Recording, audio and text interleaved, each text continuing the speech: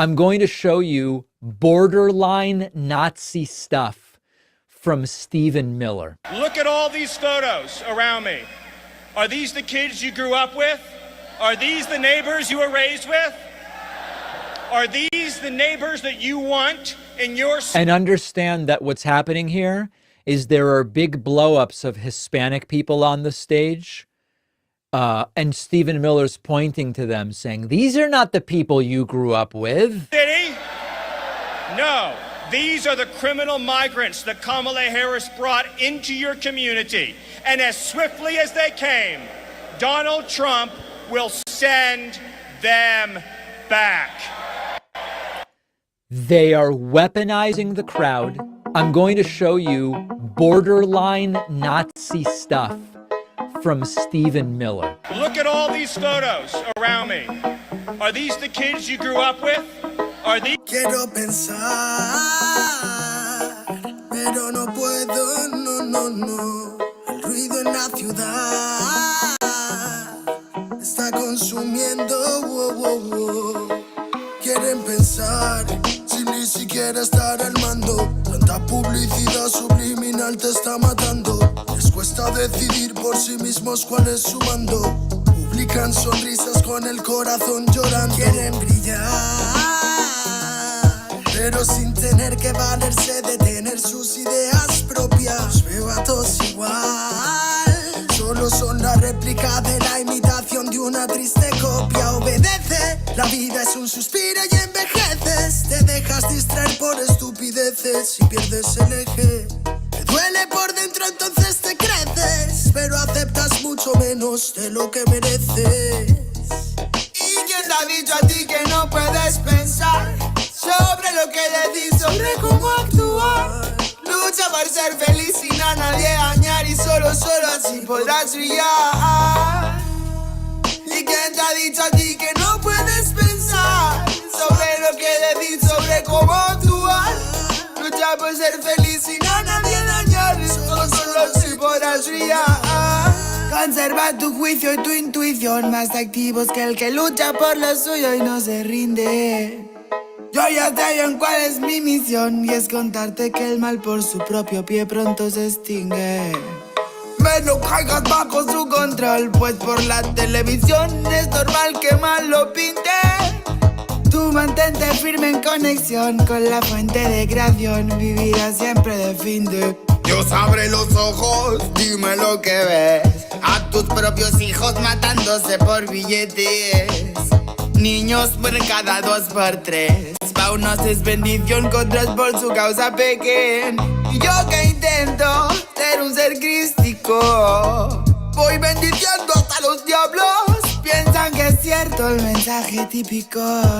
Dicen que invento lo del engaño, y mientras lucho contra mis errores, demonios escucho, me ofrecen soluciones. Pero sé que hay un ángel que quiere que mejore. Me dice haz un trabajo interno antes de que lo ignores, antes que otra vez llores y se llenen los mares de pena y de dolores, ya que en mi mente no caben. La paz no va en un sobre, somos algo importante. Nunca te revelaste y por eso no lo sabes. ¿Y quién te ha dicho a ti que no puedes pensar sobre lo que decís, sobre cómo actuar? Lucha por ser feliz sin a nadie dañar y solo así podrás brillar. ¿Y quién te ha dicho a ti que no puedes pensar sobre lo que decís, sobre cómo actuar? Lucha por ser feliz sin a nadie dañar y solo así podrás brillar. Me desperté tan cansado, me sentía mal herido de todo lo que he pasado. No me quita lo aprendido, por dentro me he perdonado, pero casi no me olvido. Me desperté tan cansado, me sentía mal herido de todo lo que he pasado. No me quita lo aprendido, por dentro me he perdonado, pero casi no me olvido, no.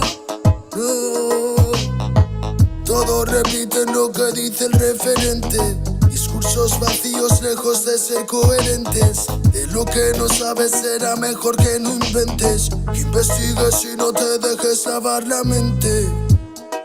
¿Y quién te ha dicho a ti que no puedes pensar sobre lo que le di, sobre cómo actuar. Lucha por ser feliz sin a nadie dañar y solo así podrás brillar.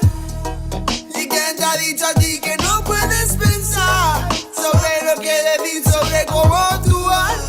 Lucha por ser feliz sin a nadie dañar y solo así podrás brillar. Quiero pensar, pero no puedo, no. El ruido en la ciudad está consumiendo.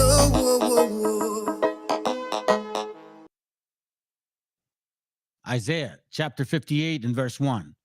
Cry aloud, spare not, lift up thy voice like a trumpet, and show my people their transgressions, and the house of Jacob their sins.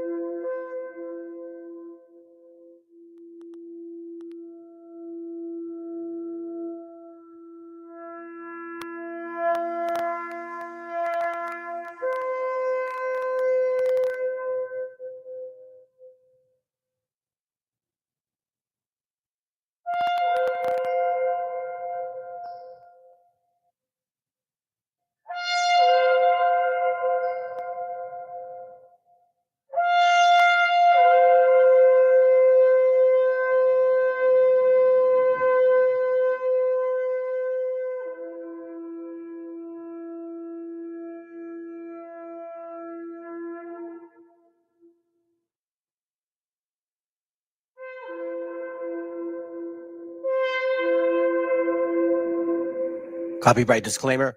This content does not belong to Bible Chronicles or claim this intellectual property. The content provided today has and always will belong to the content owner. Bible Chronicles does not have any affiliation with the owner of this property. As mentioned, Bible Chronicles did not intend to make use of any material for the purpose of harvesting gain. However, Title 17 of United States copyright law states material in use can only be done when it's for theological or general educational purposes, and thus Bible Chronicles believes that this principal material falls under fair use, which honors protection under Section 107 of the same U.S. copyright law. El autor viene a decirnos con mucha firmeza y gran convencimiento lo mismo que nos decía en el siglo XVIII el barón de Holbach, ¿no? Un filósofo francés de origen alemán. Si nos remontamos al comienzo, entonces hallaremos que la ignorancia y el temor crearon a los dioses. La fantasía, el entusiasmo o el engaño los adornaron o desfiguraron. La debilidad les rinde culto, la credulidad los conserva, la costumbre los respeta y la tiranía los apoya para que la ceguera de los hombres sirva a sus propios intereses.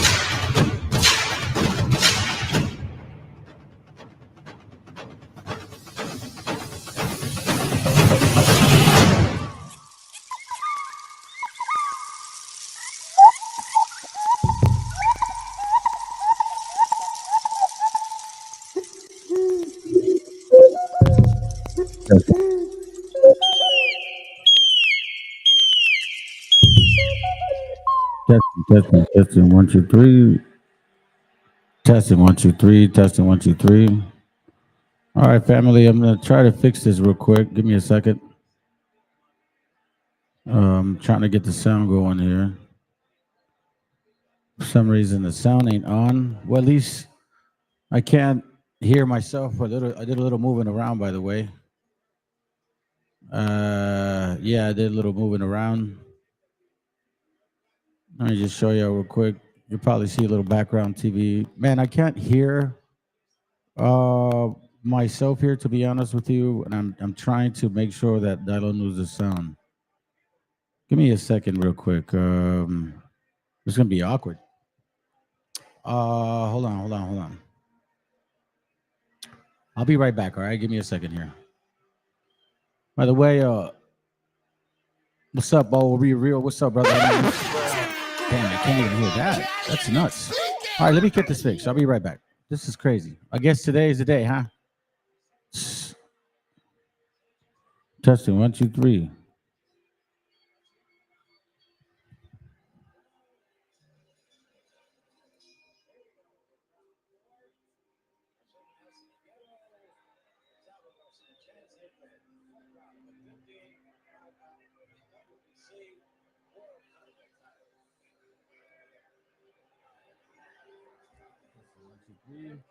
Testing 1, 2, 3. All right, I can hear the sound. I can see here. Testing 1, 2, 3. Okay, so I can see that the volume is on. Yeah, it's just awkward. But there's a small popping sound from the mic. Oh man, that sucks. Yeah, it's kind of weird, man. I'm having an issue with. Matter of fact, I can't even hear the mic. Let me try something else. All right, give me a second, fam. Give me a second. Matter of fact, I'm gonna play a song. My bad. To all you guys that are not aware, I'm having some sound issues. Just give me a second. Let me play a song in the meantime. That's the least I could do for y'all. You know what I'm saying? Probably go another. Give me another. Oh shit, man! I don't know. 3 minutes. All right. Let me play something real quick. I'm not gonna play this by the way because it's just gonna show up. Hold up. All right. This should be long enough.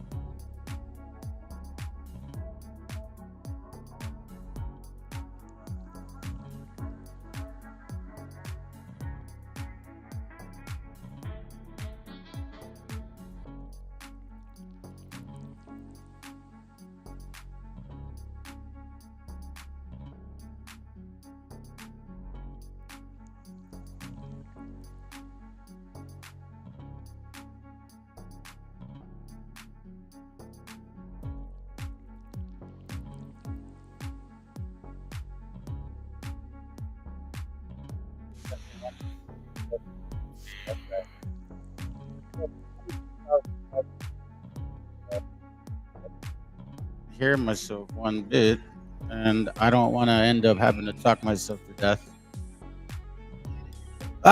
Whatever. All right, I'm gonna try this way. Shit, I've never done it this way. Usually have the mic on. I mean the mic on. I usually have the what do you call it? Give me a second.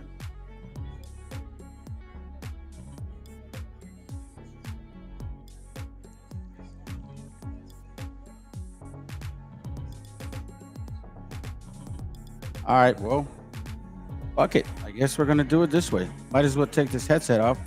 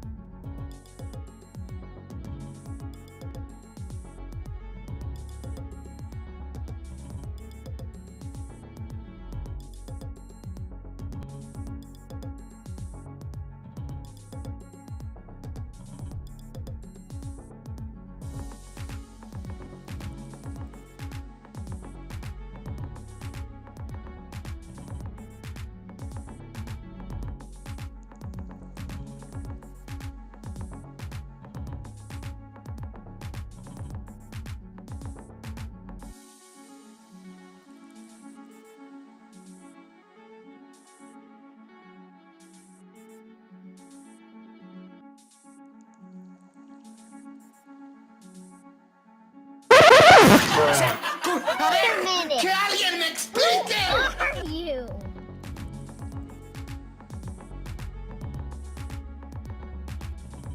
Dean.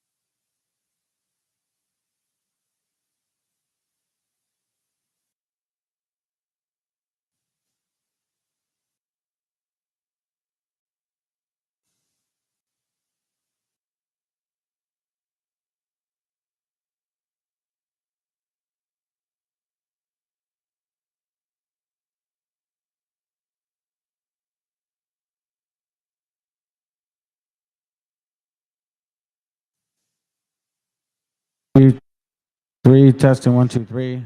This is great, man. It's just like, if it's not one thing, it's another, family. It's one of them days. I guess the witches are out there praying and shit for this class not to go on, huh? That's what it is. Well, I appreciate y'all being patient with me. Damn.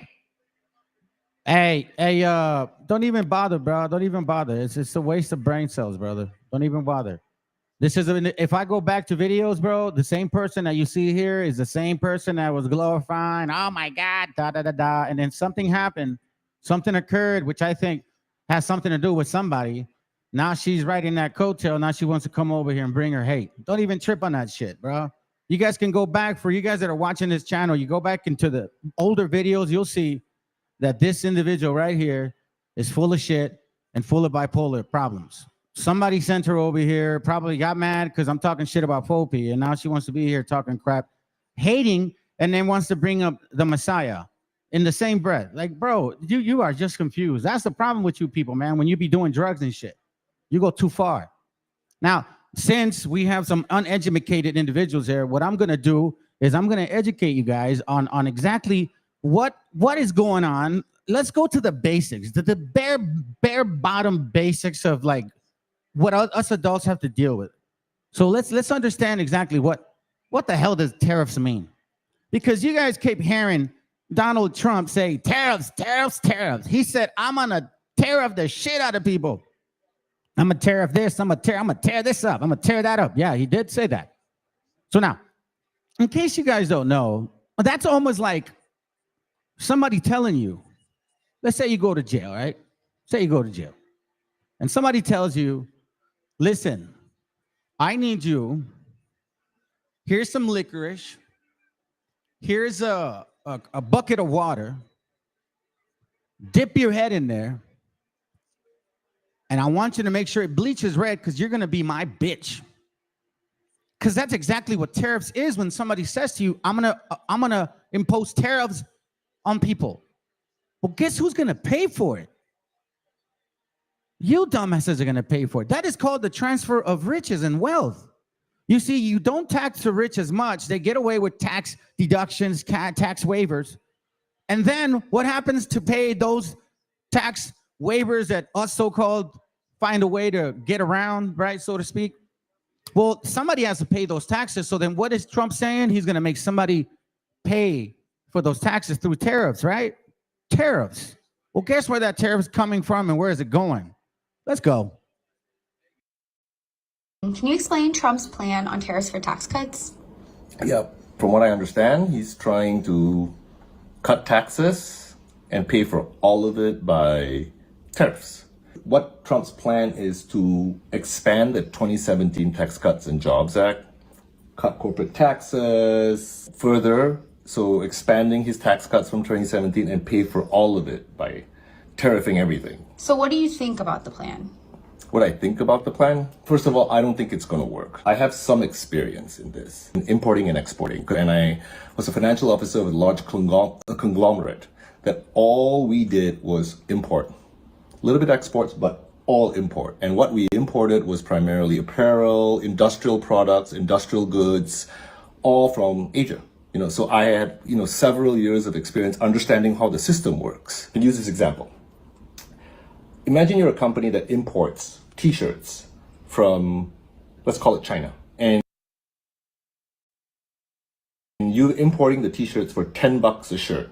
And you're selling it for a 20% profit, $12 in your stores. Say along comes a tariff of 20%. Now the way tariffs works is that manufacturer over there still exports the t-shirt for $10. It's when the company goes to the port to grab the product, to clear customs, they have to pay the 20% tariff. The company that here does. So now when they clear the goods, they pay the Chinese supplier $10 and they have to pay the $2, 20% tariffs. So what happens to the cost of the shirt? The t-shirt now costs them $12. And they used to be selling the shirt for how much? $12. Now all of a sudden, if they sell it for $12, what happens?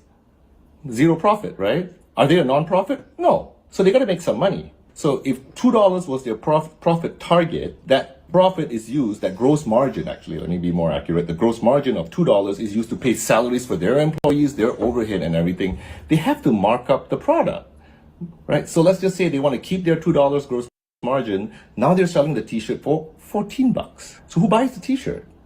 The consumers do. So if you look at how a tariff works, who pays for the tariff at the end of the day? The consumers pay for the tariff. Now the company can get a lot of backlash and like, okay, fine, we cut our gross margin by $1. They still have to sell that t-shirt now for $13 instead of $14. They cut their profit by $1. But at the end of the day, what happens? Who pays for the tariff? The The consumer pays for the tariff. So how is this going to affect the economy? Well, if you think about it, right? If you tariff everything and some things that are retaliatory.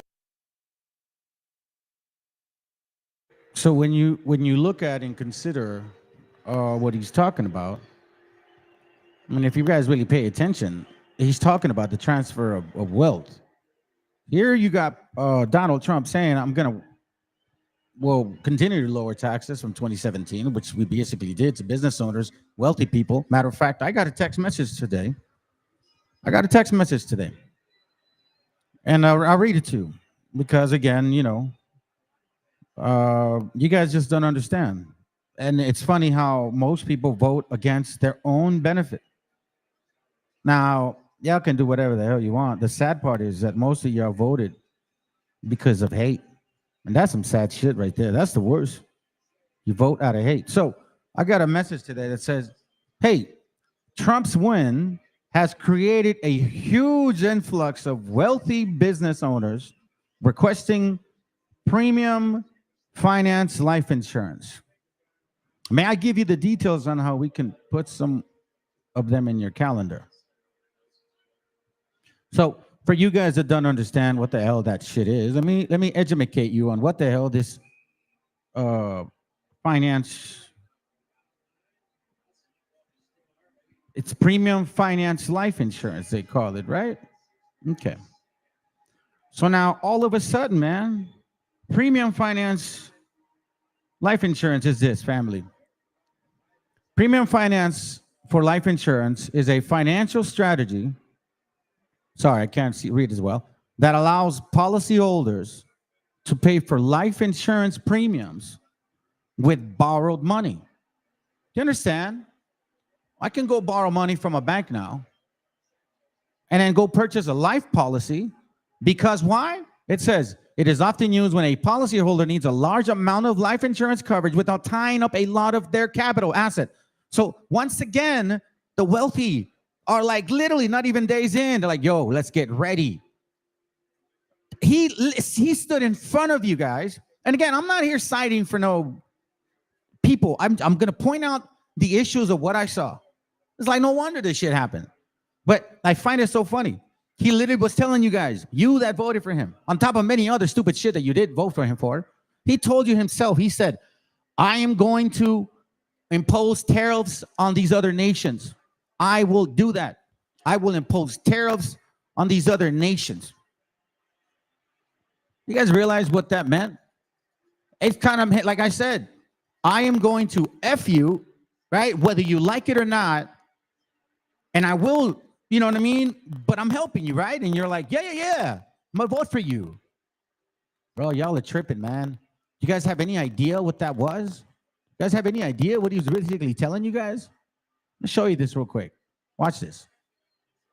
This is the problem when you start voting out of anger and hate. And you have no idea what you got yourself into.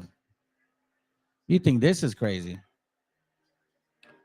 The same guy that gave him $75 million, right? So, because we're talking about illegal immigrants, you know, you got a lot of so-called Latinos that voted for this guy, right? And a lot of people are mad. Latinos are fucking racist. Yeah, we already knew that. You guys are welcome to the life of a fucking Mexican, dumbasses. We already knew that we got people that look like you and I that fucking hate the shit out of us. You guys are stupid. You think this is a surprise? It ain't no surprise to me. Fuck, man. Come on, bro. We've been dealing with this shit for a long time. See, us that knew that it was about racism the whole entire time, and you stupid asses were being misled because of your so-called desperation that someone else did it. Let me remind you, 350 million people in this country, or 330 million, whatever it may be, right? 330 million, 350 million. You telling me that 11 million or 16 million, I'll give you that, of those people affected your economy, you stupid asses? That's 4%. Do the math. While you got dumbasses like this guy here, why Musk may lose his U.S. citizenship and face criminal charges. How? I wonder why. And I wonder how come. Well, you know what? When you break the law, they said the country of law and order. I don't want no immigrants breaking the law. You know what I'm saying? Hey, what up, Chris? How you doing, brother? Good to have you, bro. I can't hear myself, by the way, so forgive me if you guys can't hear the background. I'm going to do my best to stay with it. It says here, SpaceX and Tesla CEO Elon Musk could face legal persecutions over his U.S. citizenship. According to legal experts, Musk could risk his citizenship and face criminal charges if he lied during his immigration process. The billionaire entrepreneur was born in South Africa. Mind you, his parents lived there during the apartheid. During the apartheid, I'm just saying, during the apartheid, he was living there with his parents. Rich millionaire ones, right? And faces criminal charges if he lied during his immigration process. The billionaire entrepreneur was born in South Africa, moved to Canada, and eventually became a U.S. citizen. These are the same people. Like, for example, Donald Trump's wife. I mean, seriously? Donald Trump's wife? She came in here illegally, too. You can't be saying she was here illegally, bro. A lot of people do that shit. Oh, but you know what? They're gringos, right? That's okay. They're white, so it's all good. We didn't cave, says here. Desperate left trying to find a way to revoke Elon Musk U.S. citizenship. This is from one of their sides, right-wing links. Billionaire ex-owner Elon Musk has triggered the powers that be so much that they are now going after the American citizenship. After his American citizenship. Well, I mean, did you guys forget that, what was the other guy from India talking about? That he was going to revoke citizenship from a lot of us. For example, in case you guys don't know who voted for them, and I hope that you third, fourth generation dumbass so-called Chicanos or Mexicans that hate the raza that are working hella hard, you blame your shit on the poor. You see, they work hard, but they're poor. You're just lazy, third generation bums. That's what you are. That's what you guys are. Because you sided that way because you blame the little guy. Bro, paleteros, people selling elotes, y'all hated on them, bro. You guys hated on that shit. So you were happy that they were getting beat up by other nationalities. It appears to me that you didn't give a flying fuck. Anyways, it says here, legal experts claim that if Musk were to have lied on his immigration form, he could have his citizenship stripped and be naturalized, whatever. The Washington Post, which has a leftist lean as of late, alleged he illegally worked in the United States in 1990. Now, believe it when I tell you that had it been one of us, supposedly, who are not like so-called great contributors like this billionaire Musk, damn well, they wouldn't skip a beat to make sure that they go through your legal paperwork. You damn right they would. Their immigration status was not what it should be for them to be legally employed running a company in the U.S. See this? However, Musk denies having ever worked in the U.S. illegally, claiming that in the 90s, like, watch this, he started with a J-1 visa, which is used for exchange visitors. You see how they use exchange visitors? Now, that's dog whistle for white people. From like Europe and shit. That's what it is. Exchange visitors. Watch this. And later transition to a H-1B visa for migrant workers. There's no migrant worker on that one. That's just what it fucking is, huh? J-1 visa is for exchange visitors. You know what I'm saying? Exchange visitors. Remember? Visitors, not migrant workers, which has a connotation of what? Connotation of what? A fucking illegal immigrant. They're gonna come, rob, and steal, and their invasion, and bring cockroaches, and syphilis, and all that shit. Since 1917, they've been saying that. Matter of fact, since 1492, they've been saying that. I mean, how long are they gonna be saying that? But apparently, it doesn't matter because he's a fucking gringo, right? That's okay. Okay, so look, now let me kind of switch gears here a little bit because I just wanted to prove a point, right? You were over here talking about so-called illegals. Well, which ones are they? What if this guy is illegal at one point? Can you pull him over? Or will I be pulled over quicker than him if he was illegal and I wasn't? Now, for you guys, once again, before I lose my thought, you guys that voted on this side, you realize now that a person that, let's say they weren't legally here when they had a child, that child is not a U.S. citizen. They can potentially kick that person out, the father, mother, and or plus the baby, revoke the citizenship of that child. What's going on here? What are we missing? You telling me that the kid now is at fault? How Christian you guys are? How Christian are you? You guys are full of shit. Now, listen, and here's the beautiful part. because you guys are talking about Christianity in such a like, oh my God, please. Hey, y'all, ask Christians, for God's sakes, you listen, I'm not citing abortions, but you fucking Christians are the most hypocritical sons of bitches I've ever met. You want to know why? Weren't you the guys teaching that the laws were done away with? Jesus came and he did away with the laws. What you worry about? But hold on a second. God said you can't have an abortion. So now it matters. So now do the laws matter or don't they matter? When the fuck do the laws matter, you damn Christians? Because listen, I'm not siding with anybody here. I'm just calling spade a spade. You hypocritical damn nation of individuals, man. Y'all sitting here telling us, matter of fact, this is where the whole Hebrew Israelite concept came from. They were telling Christians, you guys don't keep the laws of God. Oh, you can't tell me what to do.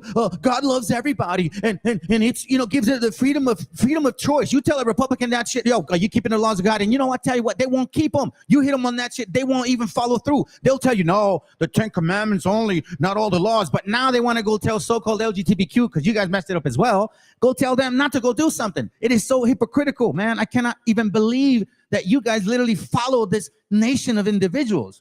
You use the Bible and it's convenient, and then when it's not, you tell us, in the name of God, you better convert, you damn savage Indian.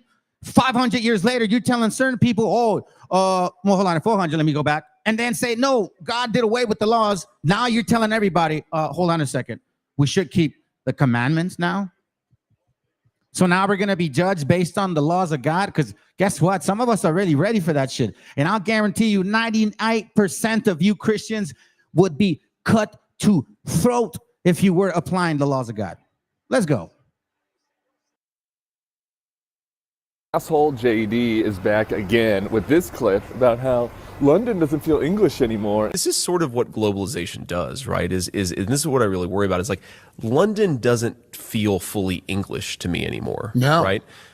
New York, of course, is the classic American city. Yeah. Over time, I think New York will start to feel less American. Yeah. Okay, first off, JD's from Appalachia. What the hell does he know about what makes England English? Number two, there are a lot of Indians in London. I'd be interested in a follow-up question for him on whether his family makes London feel less English to him. Like the whole thing is fucking preposterous. As for New York City, concrete jungle where dreams are made, immigrants are the people that make the dreams here. It's the whole point. Ellis Island, Statue of Liberty. Like, what the hell are you talking about, JD? Like, this is just cheap level, nativist, racist nonsense. And that's my point. That is exactly my point, right? This is what I'm talking about. Native nonsense. Y'all just say Christianity bullshit, right? Then you want to supposedly use the concept of evolution, because you saying Christians in the same breath, you guys also say, well, God chose certain people, right? Prosperity doctrine, right? Isn't that what you said? God chose certain people, and that's why you're allowed to teach the Bible? Isn't that what you do also believe? You believe in Darwinism, you believe in evolution, but then at the same time, you believe in God. Now we're going to start believing in the laws of God? Is that what we're doing now? So let's consider this. Since you guys believe in Darwinism and evolution, and you guys are so scared that supposedly Hispanics and so-called black folks are replacing white people. Well, if you believe in Darwinism, then you should understand that Darwinism or Mother Earth or science has chosen once more. Life has chosen, if you want to believe that logic, you fucking dumbasses. So let's use that logic, because that's what Darwinism is. For survival of the fittest. Which gene pool is going to survive, right? So now that you guys are not replacing, you're not having babies. You're just not having babies. Even if you didn't abort them, you're not having babies. You can't get women pregnant, no matter how much you try. So life in itself is saying, fuck you guys. I don't want nothing to do with y'all no more. I want this selection over here. Apparently, that doesn't register though, right? It's selective. Now, you're saying that we're savages. It reminded me, family, because this is in 1800. Now, this is a true story. This is a true story. Don't let it pass by. Let's go. On my challenge, by the ancient laws of combat, we are met at this chosen ground to settle for good and all. Who holds sway over the 5 points? Us natives, born rightwise to this fine land, or the foreign hordes defiling it? By the ancient laws of combat, I accept the challenge of the so-called natives. You plague our people at every turn. But from this day out, you shall plague us no more. For let it be known that the hand that tries to strike us from this land shall be swiftly cut down. So now, as we are listening and reflecting, and he's talking about, well, New York, New York used to be a certain way, and isn't this what these people are saying, that we were savages, that we had no concept of anything, right? We look back, and actually, they tell us themselves who were the real savages here. Now, this guy has the fucking audacity to say, oh, the natives, since, you see what I'm saying? The firstborn of the Europeans, they call themselves natives already. Now, but hold on a second. They want to use this exact concept. Like, for example, if we're in this time and we're the ones passing laws, I'm saying you and your daddies are going to go back home because your daddy was illegal and you were born here. So that doesn't make you legal, white man. Get the fuck out of here. That's exactly what these guys are saying. And you want to know something? I think it's gonna occur. You guys really asked for some shit. I don't know what the hell you were thinking. I really do not understand your priorities, because I totally understand their priorities. Now, this is, again, a combination of Christianity. As for President-elect Trump's day one priorities, he vows to focus on immigration and wants to expel anyone living in the U.S. illegally. He also wants to impose a tariff of 10 to 20%. Let's listen. Oh, sorry, my bad. Let's listen in, okay? I want to hear. As for President-elect Trump's day one priorities, he vows to focus on immigration and wants to expel anyone living in the U.S. illegally. He also wants to impose a tariff of 10 to 20% on all goods not made in America. And he says he will work to end the wars in Ukraine and Gaza.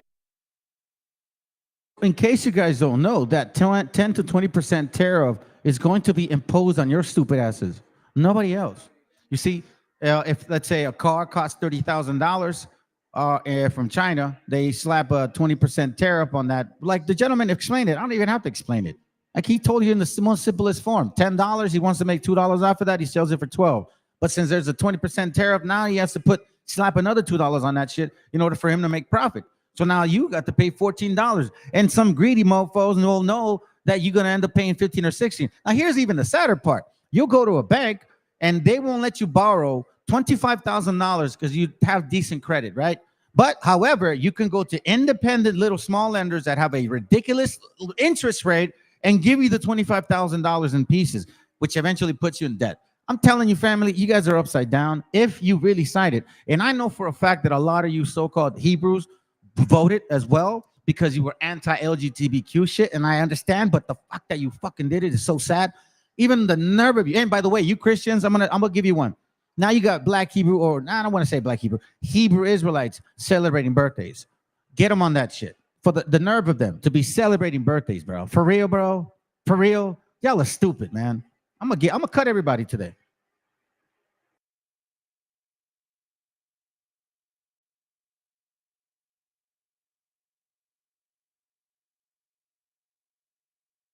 So you want to live in a white-only country? Not necessarily white only. So you want to live in a white-only country? Not necessarily white only, but a country that is clearly based on a European model in which whites will basically remain the overwhelming majority in perpetuity. Okay, how do you achieve that?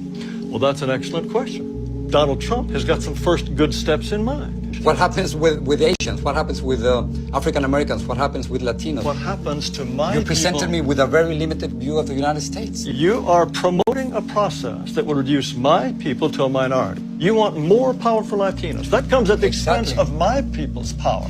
You are 17% of the population, right, and we only have 3 senators. So therefore, we don't have the political representation that we deserve. And you want more and more and more. Of course, because we only have 3 senators. How much political? At this point, 14 senators. And 50 years from now, how many would you like? Let's talk about 50 years from now. In 2044, yes, white, non-Hispanics will become a minority. Yes. Is that what you're afraid of? Mr. Ramos, it's fantastic for you, for my people to lose power and become a minority. That's fantastic for you. How does it feel for me? Because it is our country. Our country, our It is. So let's do this, family. Let's take your logic, right-wingers, that they're supposedly believing this replacement theory. Okay, fine. Let's say that it's true. You also believe in Darwinism. So explain that shit. Since life is selecting us, why are you fucking fighting it? It's inevitable. You will be torn apart spiritually, physically, whichever way it comes, no matter how much you try to deny it. Hey, I'm using your logic. We can do scripturally or we can do it Darwinism. Listen, each way, whatever which way you want to slice it, I will slap you guys upside down. Please, by the way, I was thinking of doing this today, right? I was thinking of doing this today, putting up the link and debating freely. But because we have a problem with me listening, I'm not going to do it.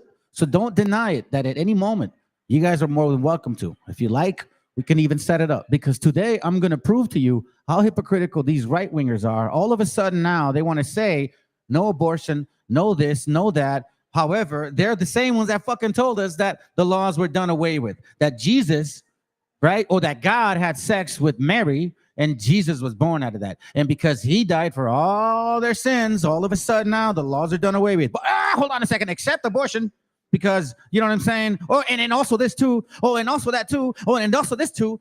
But the laws were done away with? Y'all are full of shit. Let's go. What it is real hate, fam. Let's go. Our country. Don't you think we both have the same rights in this country? I think that despite this nonsense in the Declaration about anybody being anyone, Excuse me, white people, you don't the white think people, we are all created equal? no. What you want to do is change this country into an entire nation in which white people will become refugees in their own land So if your vision comes through. You don't want to live alongside Mexicans? Now, why is it wrong for me not to want my neighborhood to change? If be- my neighborhood is European, if my neighborhood, they don't. And you know what, brother Chuck Town Finest, that's the thing. That it was his brothers that supposedly were keeping the laws of God that also voted. That's the thing, bro. Like, that's what I'm like, wow. First of all, I was like, okay, I'll let you slide on the little born or happy born day shit. And now all of a sudden y'all voted. Like, bro, hypocritical people, bro. You guys can't even keep the basic laws by telling people honest, sincere. Hey, I can't help you, brother. Sorry, man. You guys can't even do that. Y'all can't even do Matthew 11, Matthew 18. You guys can't even do Leviticus 19. Now I realize you guys can't even do one fucking thing is consider your brethren in every shape or form. Scriptures say, woe unto him that wishes for the end to come sooner than it should. It's in the New Testament. I think it's in the New or Proverbs. If somebody can fucking help, somebody can help me get that scripture, because that's what it's actually saying. Do not rush for destruction to come. Bro, y'all didn't even think about what could happen to our brothers and sisters, because guess what? I'm going to show you what's going on now. And you fell for the okie doke, man. They blame the 4% of the population, maybe 3% of the population on your guys' lazy ass habitual problem, because that's what it is. You guys are lazy. That's why America's failing.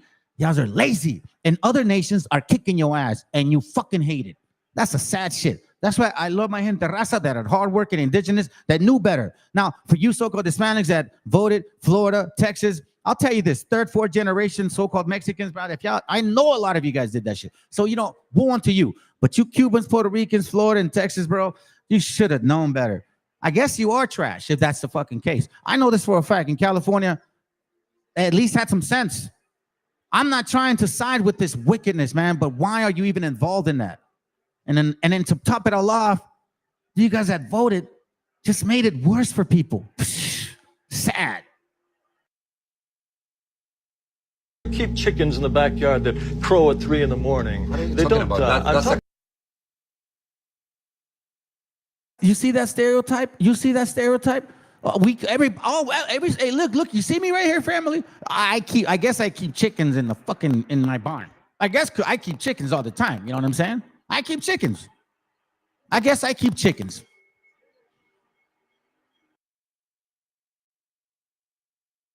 A complete stereotype. That's a complete stereotype. Yes, and stereotypes are all true. It's a racist stereotype, what you're saying. Oh, racist. Give me a break. Excuse me, White people, you don't the white think people. we are all created equal? No.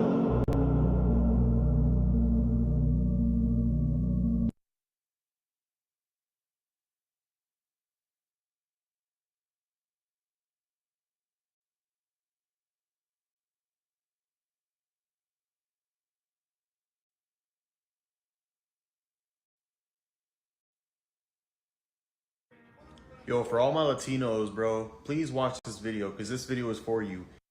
You guys I showed you guys this yesterday, but it needs a reminder. Let's go. You guys do know that Trump is trying to take away your birthright citizenship. Yes, I'm the one who's being affected as well. How is it the fact that I was born here from day one and my parents did come from Mexico, they're born from Mexico, whatever, but you want to fucking take away my birthright citizenship? That means that, damn, so you want to make me from going from illegal to an illegal and then send my ass back to Mexico just like that? How racist as fuck. I might as well send your ass to fucking Europe. I might as well send your ass back to the UK. And then the fact that you want to take over us, the fact that we built this country from, it was blacks, it was Latinos as well. It was more than just like the fact that, like, look, I don't even want to get into whites and I don't want to get too much into racism, but this is absolutely bullshit, bro. And he can actually do this, by the way, in case you guys don't know. I believe I'm going to show it later in this class, or show whatever you guys want to call it, because you know Chicloso likes to watch in secret and calls it a Chicloso show and shit. Anyways, you know what I mean. Hold on a second. This is, yeah, inside joke. Anyways, it talks about this. The law was used in 1798, and it was also used in World War II against Japanese people. Let me get that real quick, bro. That's actually good. Let me get that. Let me get something like that, Rick. That's good. Let me get some scriptures today, because we're gonna. I'd love to. Well, not today, because again, I can't hear myself, and I probably can't hear them. More likely, I could barely, because I can barely hear the sound. But I want to get some damn right-winger Christian on this channel. I'd love to debate you, sons of guns, sons of biatches, because that's what you guys are. Deuteronomy 17:15, especially you so-called Hebrews that are keeping the laws. Show me. Thou shalt not in any wise set him king over thee. Let me read that again. Deuteronomy 17:15. Thou shalt in any wise set him king over thee, whom the Lord Yahweh thy God shall choose. One from among thy brethren shalt thou set king over thee. This also means, within its actual term, I should say, deeper understanding is you don't get involved in the choices of those things, because that means you're getting involved in the choice of who you want to set over yourself. Thou mayest not set a stranger over thee, which is not thy brother. So you're voting for a stranger to make decisions for you. Remember the Bible, scripturally speaking, the Messiah said, give that unto Caesar what's to Caesar, and unto God what's to God. You know what I'm saying? As far as they ask you to pay taxes, but you want to put your hand in there, bro. Y'all made a decision. You guys better be mindful. Better be mindful what you're asking for. Because I'm going to tell you something, family. I felt something. I sensed something in the air. I'm not really superstitious. I mean, I guess everybody that reads the Bible is, in a sense, right? You know, but there was this sense of, for example, when this occurred, when they made this decision, there was this hope in me, like kind of like Abraham. Come on, God, you know, you can't at least spare one, like 1 in 10. If there was one, like when he's praying for Sodom and Gomorrah, come on, 1 in 100. You know what I'm saying? One in 1,000. He's like, there's none, bro. I was hoping that just maybe I wasn't citing for that, but I just didn't want my gente to suffer, because I had a strong feeling when people tell you they're gonna do some shit, you better start believing them, man. If he's saying he's gonna rip people apart, I start believing people when they say stuff like that. Amos 5:18. Woe unto you that desire the day of the Lord. There you go, bro. Oh man, hold on a second. That's it. Hold on. Yeah, that's it. That's fire right there. Woe unto you that desire the day of the Lord. To what end is it for you? This is not something we're supposed to ask for, man. Because guess what? At the same time, you're also wishing death for your family or suffering. I have children. I don't want to see the end. I know it's going to happen, but for the sake of other people, elders, little kids, older women, younger women, like daughters, you know what I'm saying? Like, you have to, come on, man. No, I want Trump is here. The end of the world is here. Let's hurry up. Let's make it hurry. Nah, bro. Woe unto you that desire the day of the Lord. To what end is it for you? Because you didn't even think of those others. Children, babies, they're going to suffer, dumbasses. They're going to suffer. You guys think it won't, but it will. It's going to happen. Here's one example. Let's go. Bro, like, how are you guys still gonna let the fact that he wants to take your birthright citizenship, like how it says?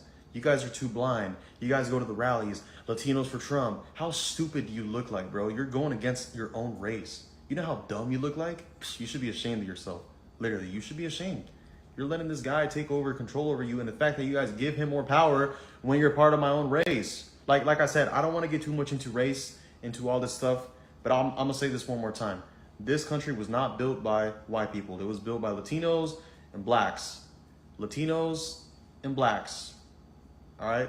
Simple as that. So read it again, like how it says, remove the right of citizenship for babies of non-citizens and unauthorized immigrants born on U.S. oil. What does that mean? Once again, he wants to send your ass back with your parents and take away your citizenship, you fucking legal ass. I mean, I don't even know what to say in this video, man. You guys are blind as fuck. It's very true. Very, very, very, very true. And the sad thing is that you guys just didn't get it. Just didn't get it. Just didn't get it. And, you know, you guys thought, oh, well, you know, it's because of jobs or because of this or because of that. Nah, brother. Nah. You saw the girl that was here, the so-called native, she says. Welcome, fellow warriors, to this fight for the soul like blue eyes of America and the well-being of her people. Moist bag or wet bag, whatever you guys want to call it, use it, right? And then the funny part is that then she said Spaniard too. So she calls me a wetback, and then I'm a Spaniard. So which one is it? Am I a Spaniard or am I a wetback? Check out this video, man. This is interesting. Thank you, brother, for sending that. Let's go.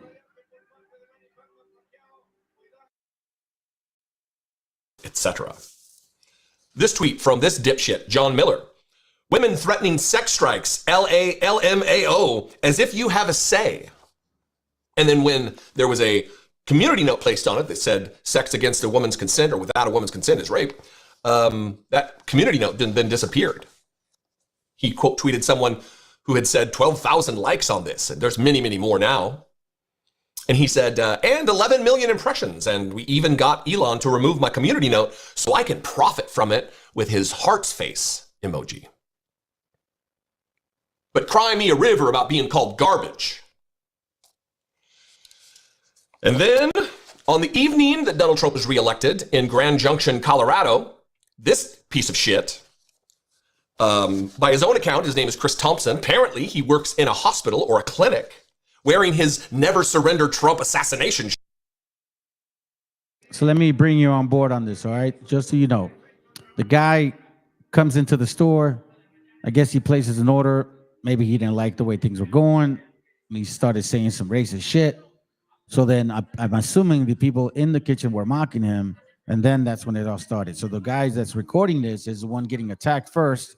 And then that's what the other guy that's leaving, the güero gringo, pinche racist Nazi bastard. As he's leaving, he's like, us Europeans colonized you. We made it better. So there you go with that Darwinism. You see what I'm saying?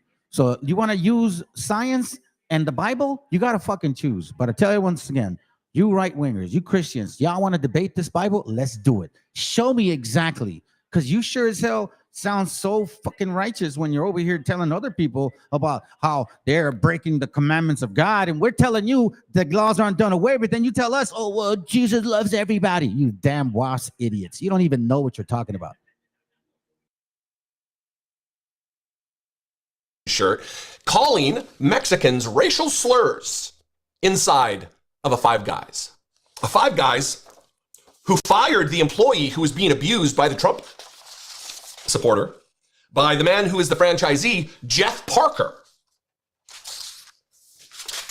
I'm going to read a little bit from the Daily Sentinel in Grand Junction, but here is the video of this asshole abusing these people just trying to earn a living working in a fast food place.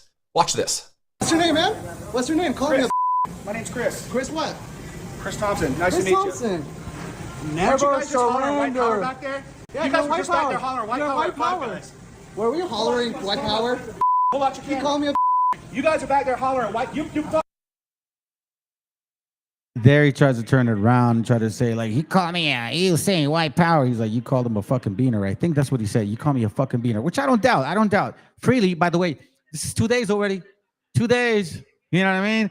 They were going to feel emboldened. Told you. Fucking boys back there hollering, Ooh, you're a bad boy. You're a bad boy. Give me my fucking food, bro. You're so bad. Give me whatever you got. You're so bad. You're so cool. You're such a badass. Look at you. You're gonna be Look fired. at you. Keep it I'm up. gonna be fired. Keep it up. You're gonna be fired. What are you doing, man? Fire me. Give me my food. Fire me. Just give me my fucking food and cut the bullshit. Cut the bullshit? Yeah, What give me my bullshit, food. pussy? Why are you shouting? You got this, right? Just call me a pussy. You got this. You're gonna be fired tomorrow. You called me a. You're back here You hollering called me white. You're back You here called me a. giving your Who are you election book. Give me talking my to? fucking food, bro. Please, Election? right now. Give you your election. You were being voted. Fuck you, you fucking. Like, what is that? How are you okay with this? Hey, I'm pretty sure your white is not even white. Europeans fucking colonized this fucking country. There you go, right there. There you go. He says Europeans colonized this country. Okay. Europeans colonized this country. Europeans colonized this country. Europeans colonized this country, right? Okay, family. So now that you know that these crackety cracks want to get bold with you, why don't we actually go biblical? You guys want to debate my shit? Let's go, Christians. Let's go. And by the way, all you Christians, hey, hold on. I'm going to say this. I'm going to say this. For all of you guys that were over here debating BHIs, you Christians, right? You Vocab Malones or the other older guy or the Arab dude or all of you guys that were debating BHI people, right? I find it so funny that you mofos didn't say shit the entire time. You didn't say nothing about immigration, about what was going on. You kept your mouth fucking shut the entire time. Black and white Christians. All of a sudden now, something didn't go your route. Now there's hate. Now it all, man, it's funny to me, fam. So what did he say? What did he say? What did he say? He said Europeans came, right? And conquered. Okay. Deuteronomy, for you guys that are new to this channel, see in this channel, in case you don't know, we go biblical, historical, in Spanish books with English books, and we actually show in the Bible. We're showing the Bible who we are according to it. And if you want science, I'll show you exactly where I'm from. If you want to go that far. Deuteronomy 28:49. In this house, there are Hebrews. And I'm not going to say that other stuff no more, because a lot of people have proved to me that not all Israel is Israel. Just like I've said it before, man, just because you look like me don't mean you're my gente. It's very clear. Deuteronomy 28:49. What did that man say? That Europeans came. Where are Europeans from? From afar, from the end of the earth, right? With another language. Deuteronomy 28:49. The Lord Yahoo shall bring a nation against thee from far. By the way, it's his name. They're spelled a certain way, pronounced a certain way, but a lot of people can't say it. So it's just Yahoo with the hard H at the end. However, the Lord shall bring a nation against thee from far, from the end of the earth. Where are Europeans from? The other side, right? As swift as the eagle flieth. Don't they have the sign of an eagle? God love America, and they have their actual flag, and it has an eagle. A nation whose tongue thou shalt not understand. Did we know these people? No. You see what I'm saying? You see what I'm talking about?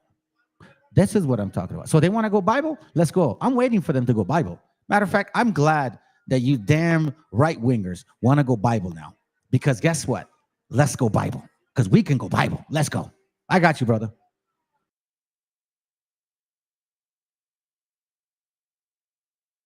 Let me get it real quick. Let me get it real quick for you. Deuteronomy 19:14. Deuteronomy chapter 19:14. It says, "Thou shalt not remove thy." There you go, bro. "Thou shalt not remove thy neighbor's landmark." So again, for example, in 1776, there was 13 colonies. The British told you guys not to expand further than west, because technically there was an agreement. There was an agreement. Thou shalt not break the contracts as well, by the way. You should be measured equally, right? Whatever you give, you receive. You should not have broken the treaty. The British told you, don't go west. We had an agreement. What did you fuckers do? You deceived nations of people, and you moved their landmarks. Thou shalt not remove thy landmarks. How far are we going to go back into the laws of God? You guys want to go 1776? Let's go. You want to use Papal Bull in 1823, which was written in 1496. Let's go historical on this shit. Y'all want to be Bible people? Let's go thump it again. Come on. Thou shalt not remove thy neighbor's landmarks, which they of the old times have set in thine inheritance, which, by the way, you knew that we were here for quite some time. You gave us that history, whichever way you want to slice it now, but yet you moved our landmarks, the inheritance that was given to us, which thou shalt inherit in the land that the Lord thy God giveth thee to possess it. You guys didn't honor any of that. What are we talking about, Christians? Where are we going with this now? You guys want to tell so-called LGBTQs not to have same sex. You use Romans 1:20, right? Matter of fact, family, let's go. They say they want to use now the laws of God. Now they want to complain about homosexuality. And then they want to use a commandment of God that says you shouldn't do that. How fucking deceiving can they be? Excuse me if I'm cussing right now, but right now, family, listen, I may be rude in speech, but I'm not rude in knowledge. And nor do I have any hatred towards my gente. I have hatred towards hypocrisy. People that want to use the Bible and then are hypocritical in regards to how they use it. So they say now, for some reason, that you cannot have same sex. Okay, sounds good. I got you. But in the same breath, right? What did we just cover? Thou should not remove thy neighbor's landmarks in Deuteronomy 19:14. You see, what did the Messiah say? Don't judge when you are also there to be judged. Clean yourself first, meaning get rid of your shit before you can go assume shit about other people. But no, that's not what occurs in this particular consciousness of these people. Not at all. Deuteronomy 27:17. Then it says this: cursed be he that removeth his neighbor's landmark. And all the people say amen. So what is going on here? Right wingers, how far are we going to go in the Bible? Or which books are we going to accept? Which ones are we going to use now? You want to go and use Bible against some other people? Okay, well, guess what? We keep the commandments right here. In this house, we do. Proverbs 23:10. Remove not the old landmark and enter not into the fields of the fatherless. Oof. How many people did you guys kill, rob, steal? Partus Equitur Ventrum was an actual law that was passed against our native sisters, and they would be subjugated to slavery forever. And any children that came out of them would be enslaved forever. Thou shalt not do that. You made them fatherless, and then you enslaved them.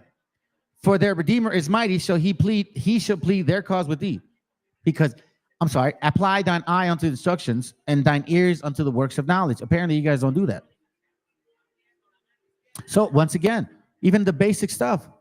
You guys want to say you're Bible thumpers? You say you colonized America because God was with you? Okay, sounds good. Then you want to say Darwinism, the age of enlightenment, right? The doctrine of discovery. Isn't that what they say? Isn't that what they're saying? The doctrine of discovery? Because you said God would with you. Matter of fact, the only reason why you guys wrote up the Monroe Doctrine in 1823, which you used to take over land in 1848, you used it because it was based off the Papal Bull of 1496. Do you guys realize that you gain territory of a religious doctrine? So technically, you can go to court against this case, couldn't you? Let's go. You ain't that bright, dumbass.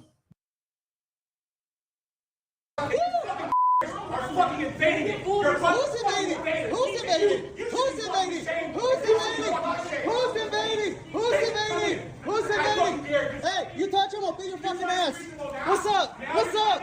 Get the fuck back. Hey, woo! You're so cool. You're a badass, my guy. Get out. And by the way, that's stupid of you to do that. You know what I mean? Let the guy do his shit. He did use his job, though. That's the sad part. So who's smarter? That guy? He went to do what he was supposed to do, to cause havoc. We told you guys, when they tell you who they are. Look at this. Now, check this out. Look, they're emboldened even on both ends now. On both ends. Like, black, brown, bro. It's some sad shit. And you guys should have known better about this. But I'm going to tell you something. Again, I'm not citing nobody. I'm going to tell you my perspective on what I saw and how things kind of went the other way too, because you also see, nations have to understand how other nations look at them, even if you think they may be on your side. Not always. Let's go. You got to be logical with this shit. Trump wins, and now look at the white boy in the black woman's face, showing so much aggression, so much bravery. I'm so happy for you, my friend. Look at him in his football jersey, just flexing in front of the black woman's face, saying, do something. And of course, the black woman is standing there. I'm not afraid of you. I may not have the same strength as you, my friend, but how do you feel? How small does your dick feel right now that I haven't even flinched? and he's flexing with his friends, and he's so do something because Donald Trump is giving you the freedom. Finally, you're out of the closet, your racist closet. Now I can start to fuck with the African Americans. I can start to bully them. Yes, finally. Thank you, Donald Trump. I've been wanting this for the longest. I've been faking it. I've been tolerating black people. Oh, God. And now you've given us the freedom to just approach random black people and act so tough and bully them and threaten them with aggression. But here is the problem here, my friends. For all of those that do this bullying, and of course, I'd be wrong to say that all white men and white people are doing this, because it is not true. And I want to give a shout out to Tizient, yes, because it's his video off of his account that I got this from, because he is an ally. And there are lots of people that don't look like us that are fighting the good fight.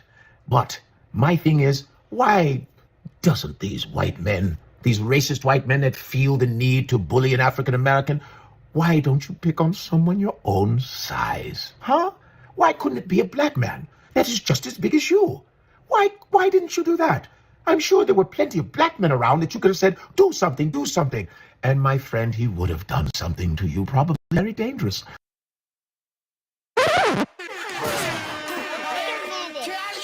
Hey, that shit is on point, brother. That shit is on point that you even said that. Let me do that again. I have to do that again because I actually have something for that. Let's go. Why don't you fuck with the ashy knuckle brothers, the ashy knuckle black men that have about 100 knockouts on each fist with the big forearms like yourself? But you decided to find a woman with soft arms and soft face. Oh, look at you, tough guy. Let's do this properly, my friends. For all of you MAGA hats or maggots or whatever you want to call yourselves, for all of you who feel so froggy, I would like you to jump at someone your own size. And I guarantee you there will be a different outcome. I said this before, and I'll say it again. I don't want you to think that you're going to have the freedom to just run up on everybody, but at least make it a fair fight. Please. Come on now. You can do better than that. And you know what's really funny is he's wearing a football jersey. He's wearing a football jersey. My friend, since you're a big football fan, why don't you go up to a football player and keep that same energy? I guarantee you, you think your dick is small now. Your shit will look like a vagina if you try one of us. You have a good day now, sir. Keep up the good fight. Keep up the good racism. Keep up the good ignorance. You're doing a good job. But all I ask is that you make it fair. He said, just make it fair. Make it fair. Hey, man, listen, I don't care how upset I may be of somebody, maybe, for trying to steal the heritage and all that. No matter what, I don't have hate to hurt people to that extent because I think of my family. And I have children. I have a mom still that's alive. And I wouldn't want someone to hurt them. So why would I think of that for someone else? You guys got to be mindful. Proverbs 25:21. If thine enemy be hungry, give him bread to eat. If he be thirsty, give him water to drink. I give people, regardless of what they look like. If I have a chance, I will. I didn't at one point because, you can't. You know what? You just never know those unaware angels that end up being there to test you. For thou shalt heap coals upon fire upon his head, and the Lord shall reward thee. You see? So you just never know when somebody may need your help. You just never know. It doesn't. If you're technically being the example, the light of the world, and you're being a piece of crap, yeah, great example. Just like this, the girl, so-called, I don't want to call her sister, the young lady that has problems shows up to this channel, wants to go ahead and hate, wants to blame us so-called Latinos. And you know what? I'm going to tell you guys something. You blame the so-called illegals. And then now, obviously you see a lot of so-called Hispanics that did vote for this guy. Like this guy, Punch Drunk. He's a fucking Republican dude. But you guys listen to his ass.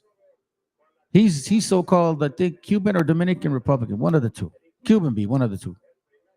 So-called Hispanic. He looks like a so-called African American. But you wouldn't consider him Latino. He doesn't consider himself that, but he voted that way.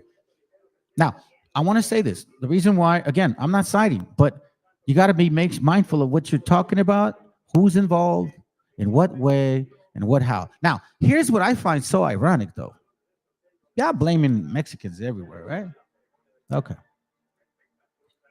But you guys forget what these people said?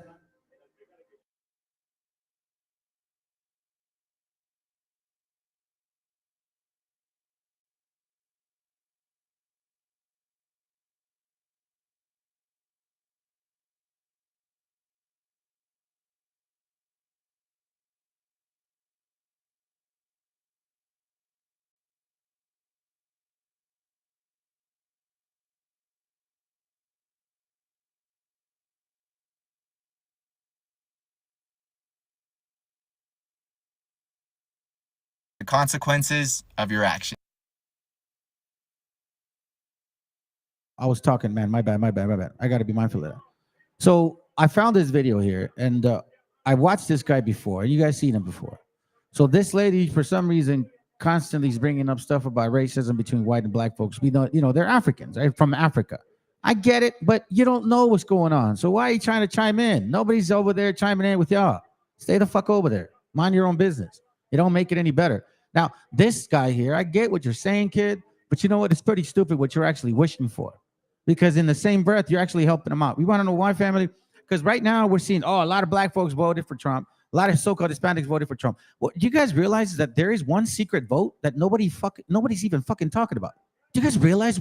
Do we forget what was going on? Because this leads me into the other point. Let me remind you, Palestine.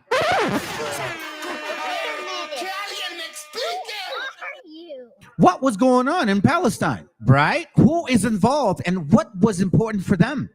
Are we forgetting?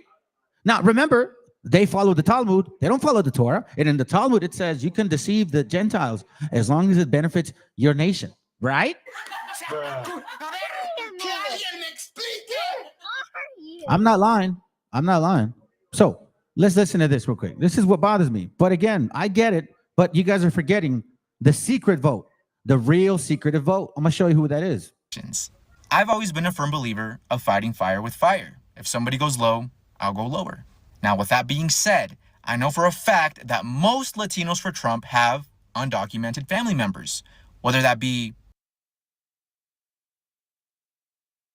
You see, this is where you done fucked up, kid. This is where you done fucked up, and this is why you kids need to shut the fuck up sometimes.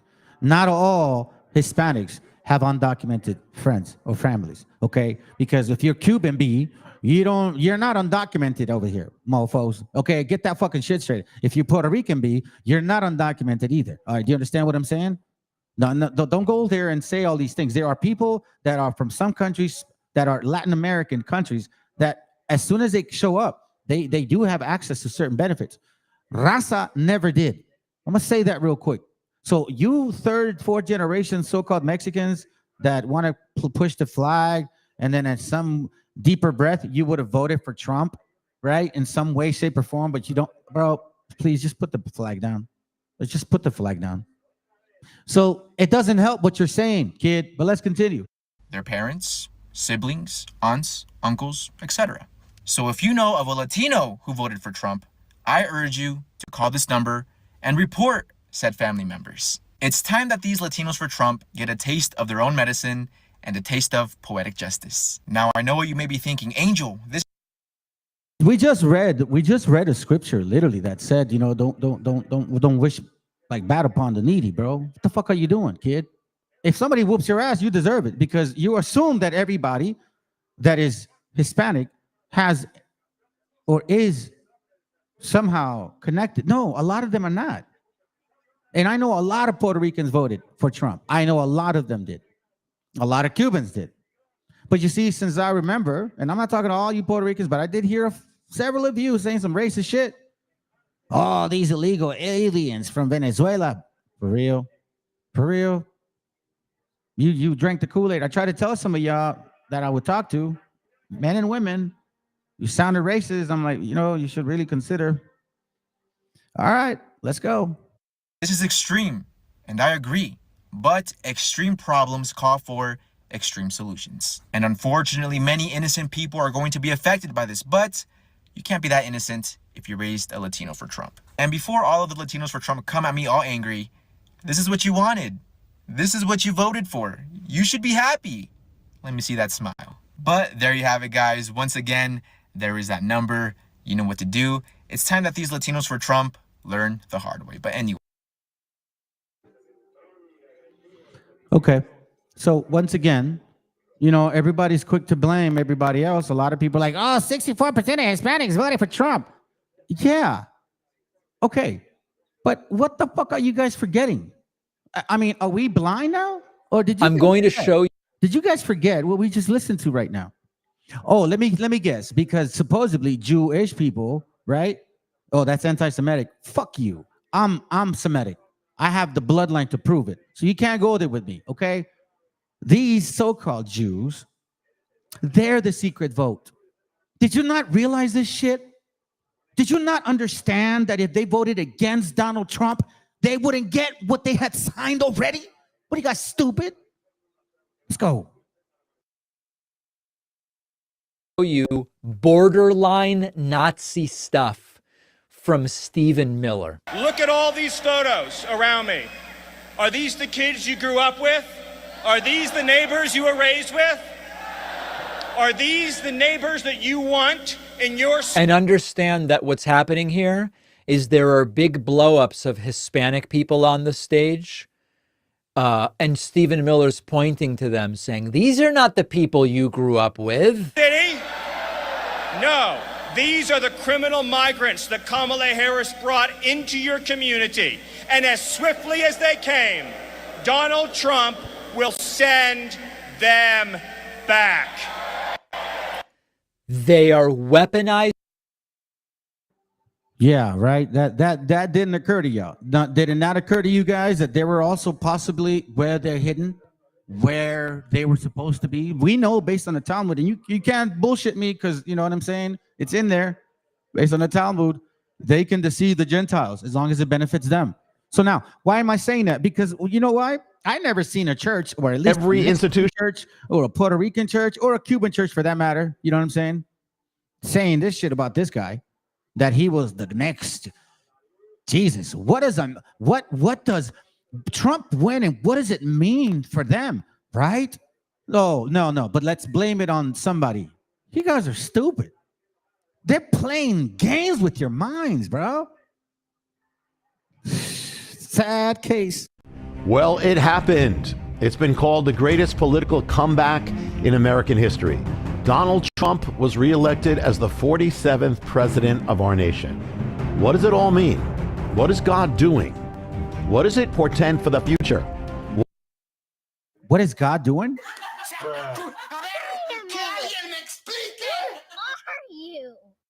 What do you mean, what is God doing, bro? Like, for real? What is God doing?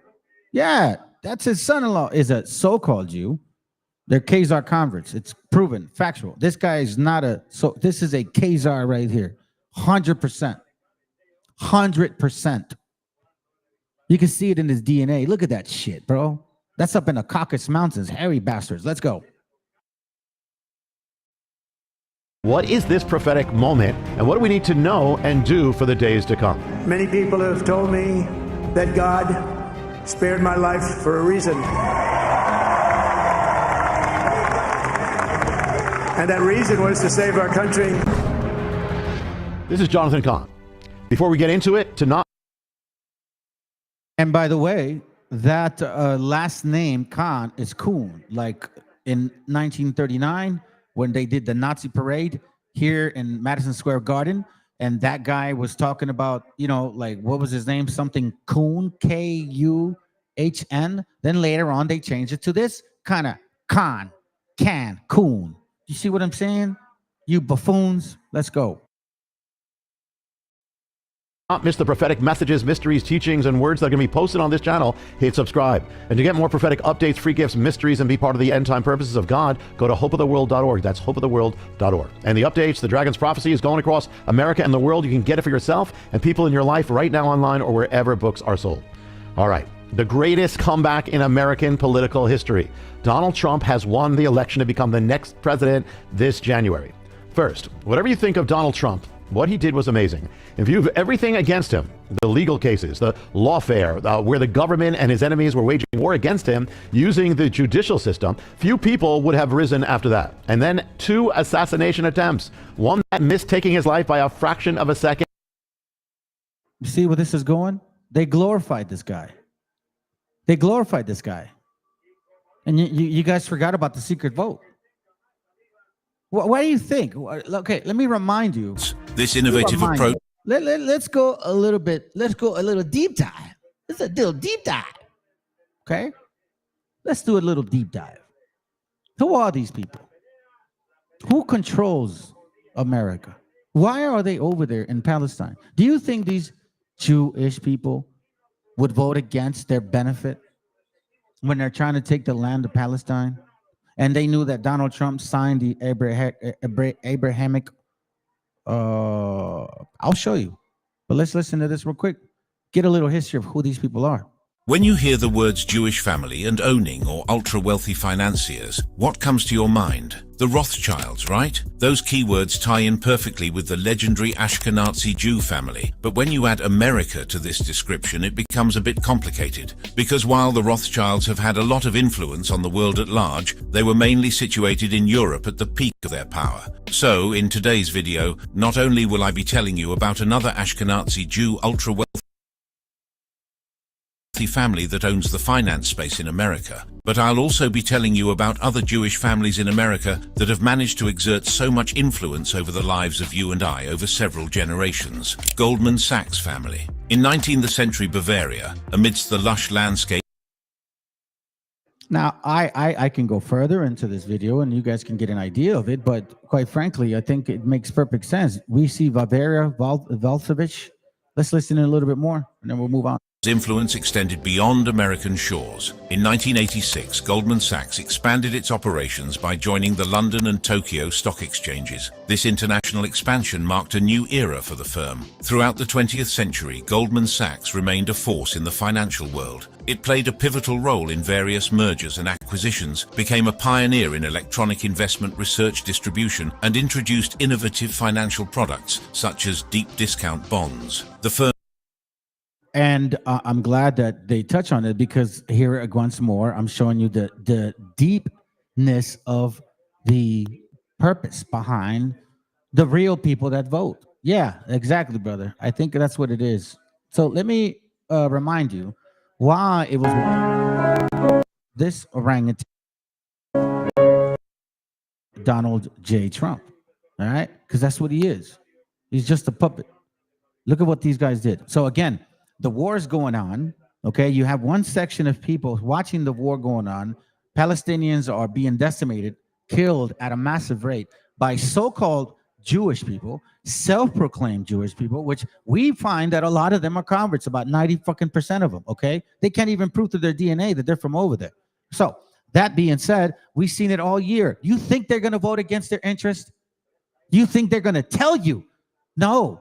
Based on their ways, they can say, I am a Democrat, but because of Palestine, I'm going to vote red because Donald Trump is King David.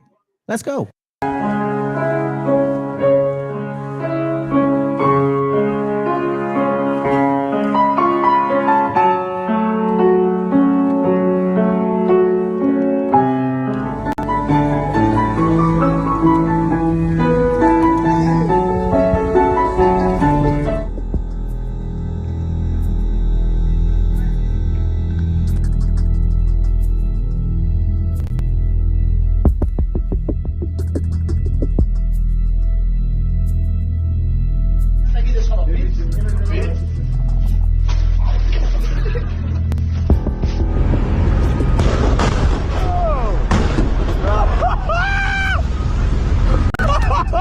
עם ישראל חי, חבר'ה! בבקשה.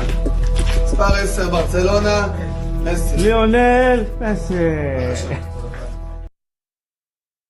So as you can see, that's one example, one way to you can determine that. Now here's another thing here. Now this is why I'm telling you, you guys want to blame certain people.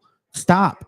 Open your eyes. They are literally pitting you guys against each other while they're in secretly, right? Not knowing, nobody knows how come, what the hell happened. I mean, pay attention, people. Let's go. Let's make some end-time connections. Okay, so Jewish organization presents Trump with a menorah in appreciation of the Abraham Accords. That's a menorah. It has an inscription on it. This is what the inscription says. Let's look at what's highlighted. To the Prince of Peace, President Donald J. Trump. Oh, little Isaiah chapter 9 for you. How it says, and the government shall be on his shoulders, and the name shall be called Wonderful Counselor, the Mighty God, the Everlasting Father, the Prince of Peace. Verbatim, Prince of Peace. Now this is in the Torah. This is Old Testament. This is Isaiah.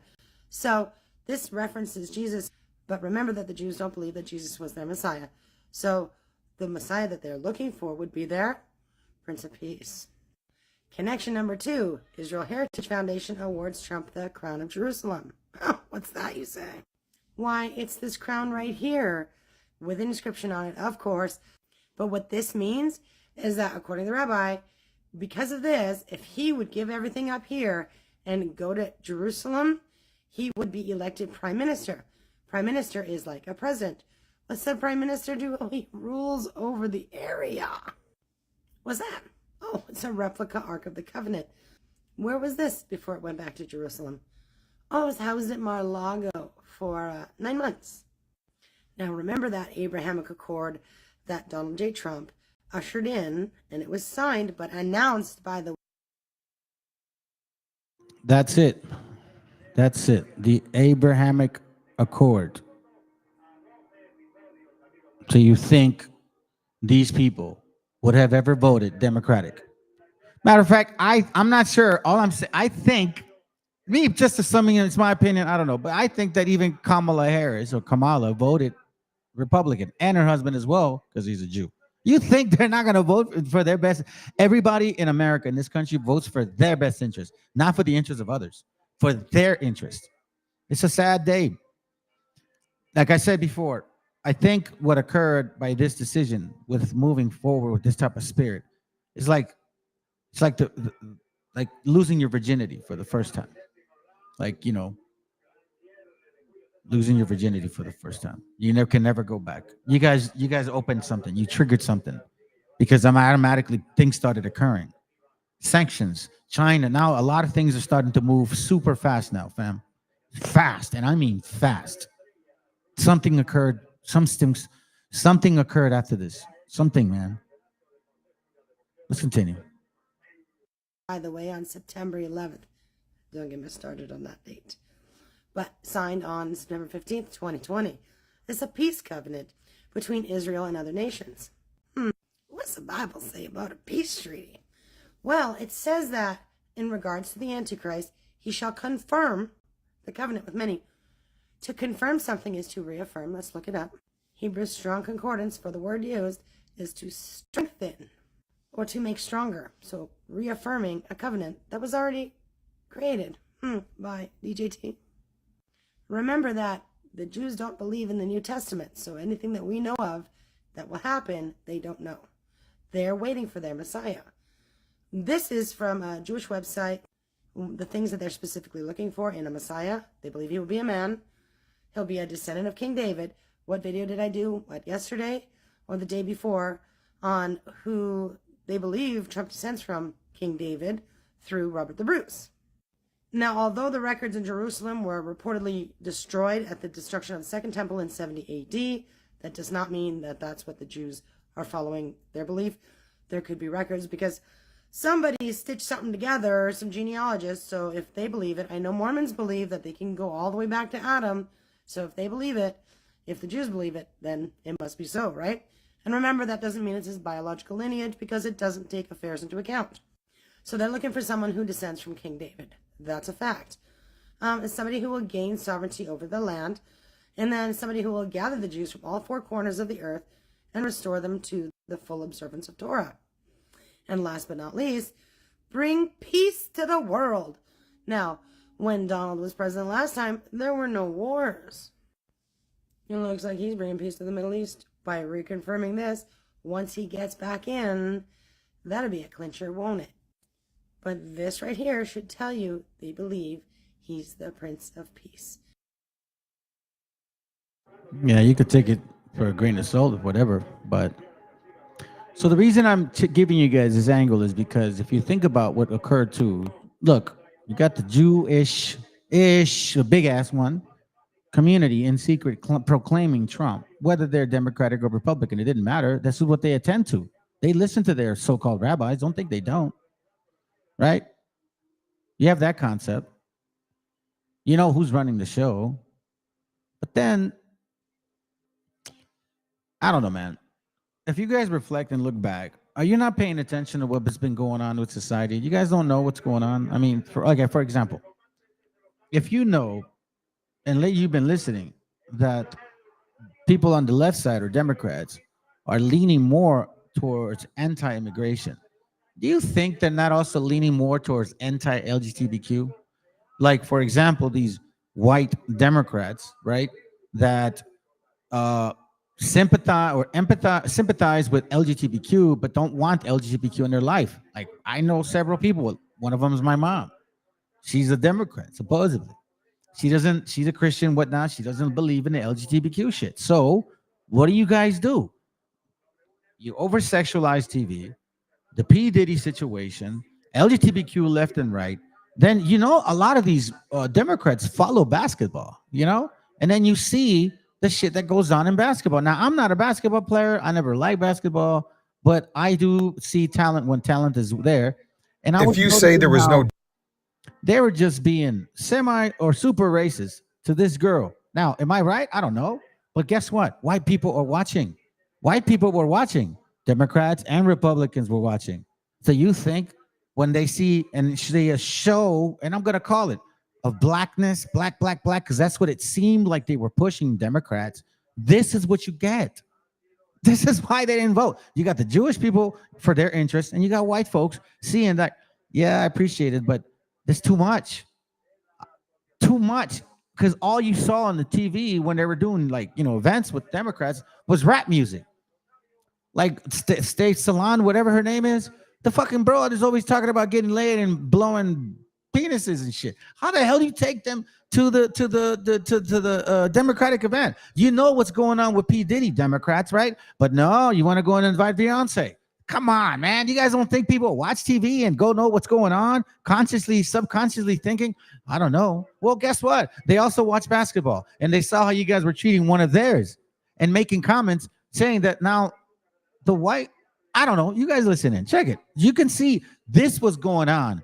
You want to know what occurred? Well, not every so-called Democrat that I spoke to at least believes in LGBTQ. So this is why you also fucking lost. Because you threw it in their face, you threw too much rap music in their face, and they pushed back because they don't want that. They're not black, they're white folks. I say Hispanics felt the same way too. I'm pretty damn sure. Let's go. jealousy or hatred towards Caitlin Clark her first season, you're full of crap. Listen to her college coach compared to how the WNBA treated her on all levels. I love our team that they all understand how good Caitlin is. There's no jealousies. Superhuman playing against 18-year-olds. Well, it's not just because of one person. It's because of me too. But she's white, she's straight, and she's from Iowa. There's a thing called pretty privilege. There is a thing called white privilege. That's what I call. You see what I'm saying? So these are left wingers, like Democrats. Do you think white folks didn't hear you guys say that shit about their darling basketball player? The girl can play. Don't get me wrong. She can play. I'm not a basketball, but she looks like she got skills. It's somewhat like soccer, you're just dealing with your hands. So she got skills. But I saw a lot of hate, and I don't watch this shit. So you think people aren't paying attention? What do you guys think? They're just gonna forget about all it? Oh, P. Diddy, Beyonce treating the girl like crap. All of a sudden now, hey, you gotta vote for Kamala because she's black. That's what you guys did. On top of the secret vote, what did you think? And on top of these racist so-called Hispanics, that the majority were not Mexicans, by the way. I'm gonna tell you that right now. They were just gonna say it.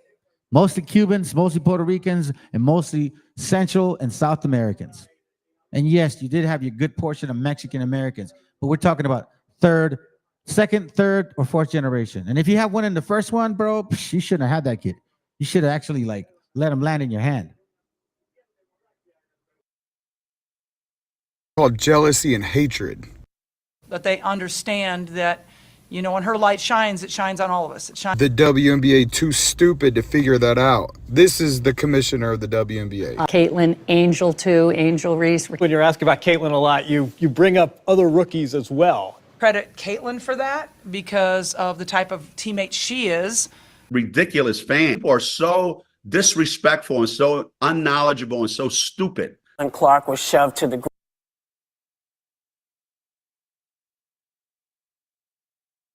How could Asia Wilson even say this to her white teammate? Us as black women, Paige reminds me a lot of you. Like, you say you're not really about me. And she knows how her privilege has gotten her to that point. Really?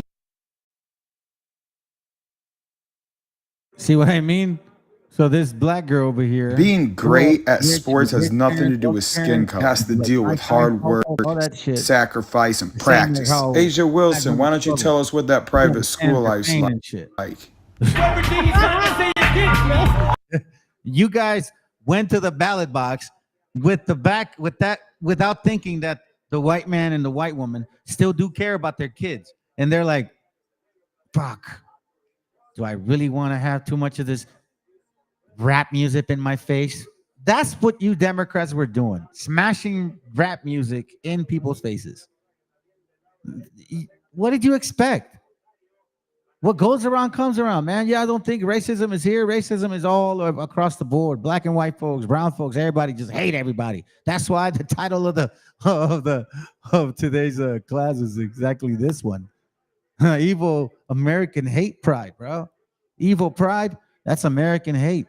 Evil pride, American hate. Let's go. I am white. You'll never try to judge me, dude. You don't know what I've been through. But I know something about you. You went to Cranbrook. That's a private school. What's the matter, dog? You in Paris? This guy's a gangster. His real name is Clarence. And Clarence lives at home with both parents. And Clarence's parents have a real good marriage. This guy don't want to battle. He's shook. Cause ain't no such thing as halfway crook.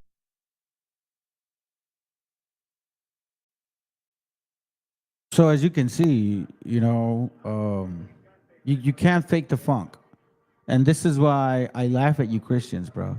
You guys are the funkiest, gayest people in the closet Feel when you're total I ever met. You're quick to call gay people gay and shit. But yet you guys are the real gay mofos. And I got no problem with you guys, man. Hey, listen, that's your world, whatever, you know what I mean? You repent, whatnot. I'm not here to tell you guys what the hell to do, but I know this for a fact. That there ain't no closet shit going on here. But this son of a gun and a lot of you Republicans, bro, you guys are like the most fakest Christians I've ever met. You're very quick to, you know, push a verse, and you're also pedos. You're very quick to say you love God, but yet in secret, look what you're about. You hate women. How can you say these things? Hate women and then say that it's gay to love them? For real, for real.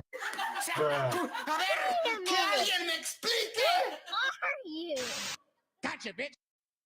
Totally not pressed. The feel when we control your bodies. Hey, we control your bodies. Guess what? Guys win again, okay? Men win again. And yes, we control your bodies. Hi, I'm your Republican congressman. Hi, I'm your Republican congressman. It's your body, my choice. And men, women again.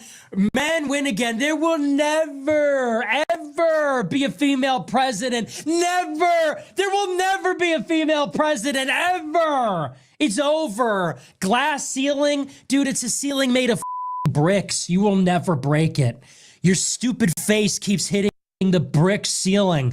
We will keep you down forever. You will never control your own bodies. You will never be the president of the global empire. Never gonna happen, sweetie. Your body, our choice. That trolling video of Trump supporter. Now, for you guys that are kind of wondering if, like, oh, you know, it was that machismo that didn't want to vote for Kamala. Again, I'm not into voting. Just saying, if we were to use the context of voting, you can't say that so-called Mexicanos, at least us, believe that, because if not, if that was the case, they wouldn't have voted for a woman in Mexico. So you can scratch that shit out the door. But I do know that there's a lot of hatred and hate towards Mexicans, from Puerto Ricans, from Cubans, from Salvadoreños, from Native Indians, from Peruvians, from Hondurans, from what else? I don't know, all those fucking racist places. Like every single person that didn't understand the struggle, that had it easy, yeah, you got it. So I'm not siding with nobody. You guys got to be mindful though. What the hell is going on? Always pin it on the Mexican, right? Always pin it on the Mexican. 4% of the people you blame it on, and then all of a sudden you see Hispanics. Now you say, oh, it's got to be the Mexicans. But yet you guys are ignoring Puerto Ricans, Cuban bees who are literally in your fucking face with a horrible accent, thinking they know Spanish and English better than I do. I speak better Spanish and English than most of you dumbasses, and yet you're sitting there voting for Trump. How come y'all didn't call them out? No. You want to call the Mexicans out, right? Well, in California, they didn't side with Trump. I'm just saying. Oregon didn't either. Nevada, no. States in that side, I don't think they did. Florida and Texas. And by the way, a lot of people in the South, in Georgia, South Carolina, Louisiana, New Orleans. I mean, you know what I'm saying? All of those areas. I'm sorry if I'm saying cities and states. I'm not that well in geography. But either way, most of them are what? They're not Hispanics. Black and white. Stop lying. Everybody had a piece of this shit. Let's go. Here's the sad part. Regarding this Nick Fuentes, right? So he's like, oh, you're baddies. Bro, you fucking Christians are the most wicked, most funkiest, funniest people I've ever met. So let's listen to his explanation. What people call of me what gay, it's like I've to never be had a man. girlfriend. So apparently this guy here has a understanding of what it's like to be a man. And apparently as a man, and you want to have a sensual moment with your wife, so to speak, or a woman, he says that's gay.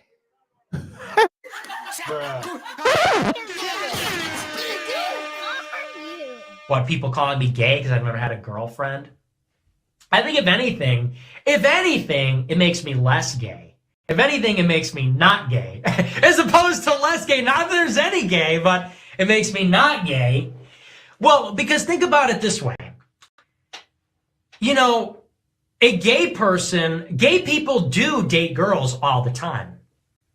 Real. And when I said on Elijah Schaefer's show, when they said, have you ever been in a romantic relationship? Have you ever had sex with a girl? And I said, no. If you name searched me on Twitter, as I always do, all these gay people are coming out and saying, I've had more girlfriends than Nick. I've had sex with more girls than Nick. So like I said last week, not only is that thinking flawed, but actually it's the reverse. That actually makes me really more heterosexual than anybody. If we're really being honest, never having a girlfriend, never having sex with a woman really makes you more heterosexual, because honestly, dating women is gay.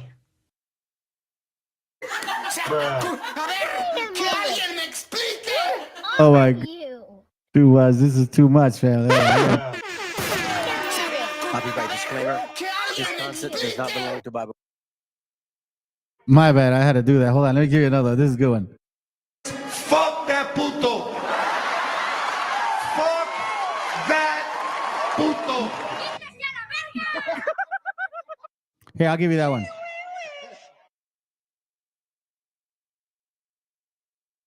Having sex with women is gay. It's gay. It makes you more heterosexual, because honestly, dating women is gay. It makes you more heterosexual, because honestly, dating women is gay. Having sex with women is gay.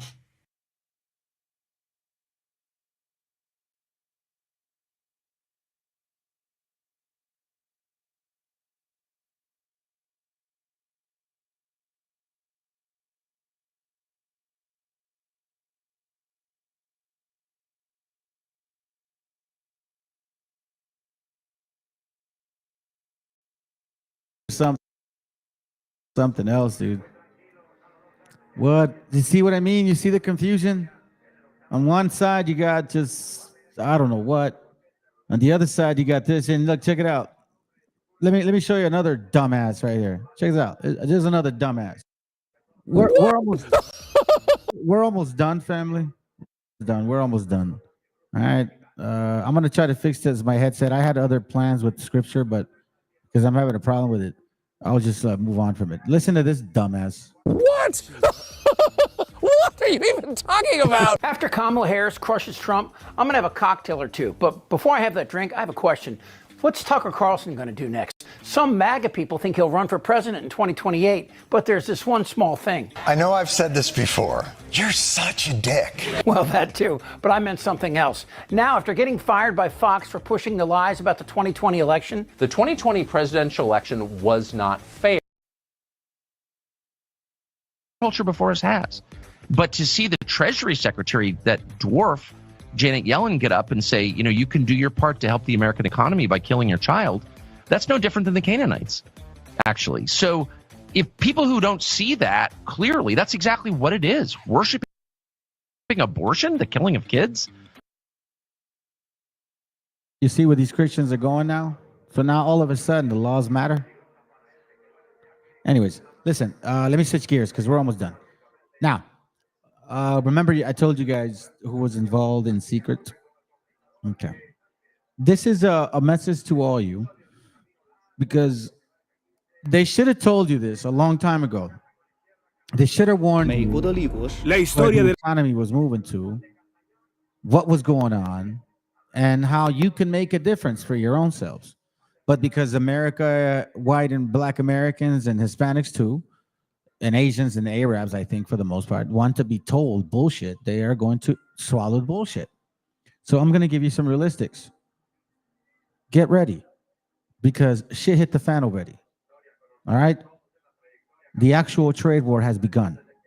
You're going to start seeing shits become expensive pretty damn soon. You think time went fast this year. Next year is going to be a freaking roller coaster. Let's go. La historia de la fundación de Estados Unidos fue también una historia del sufrimiento de los nativos americanos.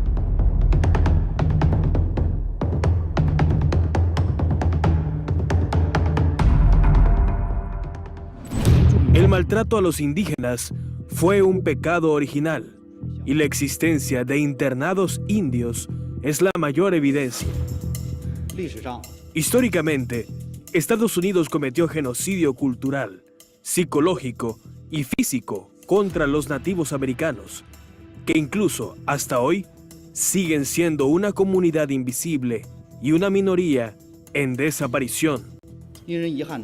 Lamentablemente, Estados Unidos lleva mucho tiempo evadiendo y tratando de encubrir ese oscuro capítulo de la historia. No solo eso, Estados Unidos ha estado difundiendo desinformación sobre el llamado trabajo forzoso y la asimilación forzada, bajo el pretexto de los derechos humanos contra otros países.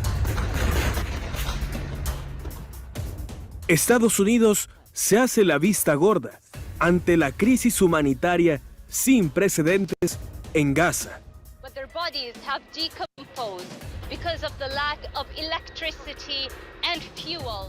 Estados Unidos usa la llamada exterritorialidad para exonerar a sus tropas, responsables de crímenes espantosos en el extranjero, como la muerte de civiles y la tortura de prisioneros. Parece haber una desconexión continua entre lo que Estados Unidos dice y lo que hace. La injusticia histórica sufrida durante mucho tiempo por los nativos americanos debe recibir atención plena y seria, y se deben abordar los abusos de los derechos humanos infligidos por Estados Unidos en el mundo.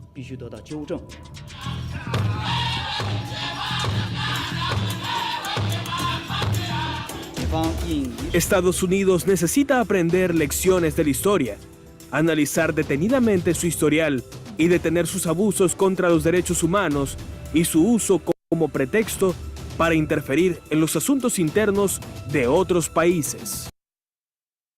So now we see this particular example, right? Now, let me get this real quick, the scripture for the brother. Jeremiah 50, verse 16. It says, cut off the sower from Babylon, and him that handleth the sickle in the time of harvest. For fear of the oppressing sword, they shall turn everyone to his people, and they shall flee everyone to his own land. Hey, by the way, this reminds me, I've actually been at work on this. I never ever thought about saying this ever in my life to people. But when it talks about flee Babylon, I've been already a year and a half into the concept of possibly moving. I may just do it. I've already looked into it. Family talked about it. I don't know. I may just do it because I'm getting this sense of something, and I've been right the times that I felt this. And yeah, you guys wanted a wall, you're gonna get a wall. You guys wanted this for yourselves, you're gonna keep it for yourselves. You wanted only 90% of the people in today's world benefit from it, only you. You're also gonna reap what you sow. Hatred and envy is the worst thing that you guys can do. And if you wished upon the misery of other people when they needed your help the most, I don't have any pity on y'all. So here's all the real facts about what's going on in America. Learn from the fucking smart people. Stop being stupid. 90% of the people in today's world still live in developing countries, and they have a very different view, different perspective on China than the more hawkish military kind of view that we have heard in the West and so forth. Because Chinese technologies are eminently practical, cheaper, with same amount of quality or higher quality, and they are intended to solve developing countries' issues. This is Kayu Jin, a Harvard-educated economist currently working at the London School of Economics. She is one of the world's most respected voices and insiders into the Chinese economy, and often sheds light on how the West fundamentally misunderstands China and the reality of its future. As 2024 draws to a close and the US prepares to begin a new chapter with Donald Trump as president, one looming question remains. How will the new US administration handle China? The US and China have the most important geopolitical relationship in the world, and the US-China rivalry will continue to be a major storyline in 2025. Professor Jin challenges the mainstream narrative that China's economy is collapsing, but instead reveals why US sanctions have actually been a blessing to China, and ironically, a key driver of economic growth. In today's video, we'll debunk some of the most common myths about China and explore how, despite political tensions, the US is adapting many of China's economic strategies to improve its own economy.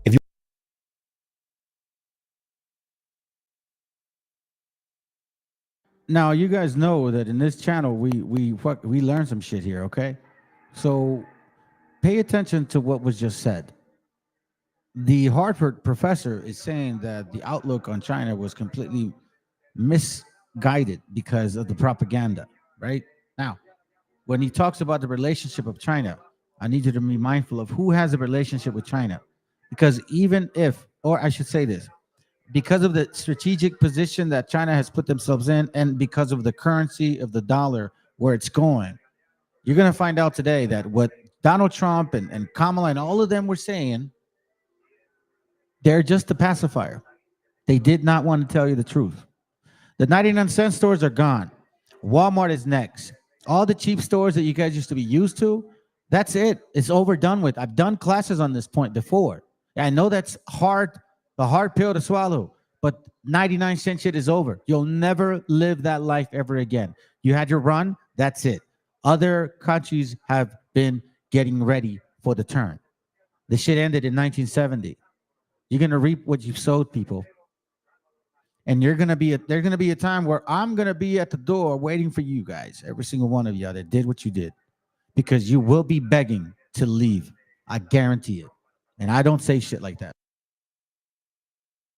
If you want to cut through the noise and understand the truth about China, this is the video for you. Let's begin. To understand the truth, we must establish one point first. The West fundamentally misunderstands China because it views the country through a stereotypical Western lens. Thanks to her Chinese background and Western education, Ke Yujin can see through both sides of the narrative and exposes how quickly these Western interpretations unravel when examined from a different perspective. Let's start with the popular claim that China's economy is collapsing. In reality, China is undergoing an economic transition. This is the cornerstone of how the Chinese government functions. Their plans emphasize long-term meticulous strategy. While these plans may not be immediately profitable, they position China for long-term future success. The best example of this is China's investment in building the world's most extensive high-speed rail network. The initial cost is extravagant, but the long-term benefits for 1.4 billion people are life-changing. For years, Western media has criticized China's decision to invest in high-speed rails, claiming that it could never become a profitable venture. But fast forward to 2024, and the South China Morning Post reports that China Railway is bringing in record profits and lowering their debt. Many Western economists interpret China's recent economic slowdown as a sign of the middle-income trap. This theory suggests that as wages rise, countries lose their competitive edge in exporting manufactured goods.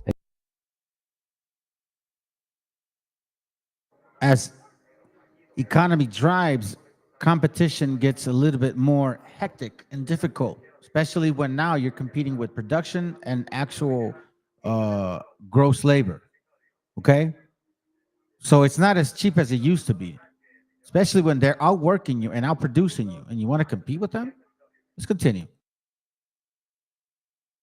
And struggle to compete with developed economies in high value added sectors. However, China has defied this narrative. Not only has it retained its industrial base, while wages have increased, but it also initiative called Made in China 2025 to help prepare the shift away from low value manufacturing to high-tech industries. This strategic investment is already paying off. In fields like robotics, AI, and green technology, China is now the industry leader in nearly every future-defining sector. While there may be short-term challenges, the long-term outlook for China's economy is far brighter than that of many Western countries. Additionally, the so-called disaster that China is facing refers to GDP growth projections of 5%, a decline from the near 10% average growth. In her analysis, this is achieved through a unique collaboration between the Chinese government and the private sector, where China invests in the best entrepreneurs in the country. They help the private entrepreneurs. Why do they help the private entrepreneurs? Because they are the best.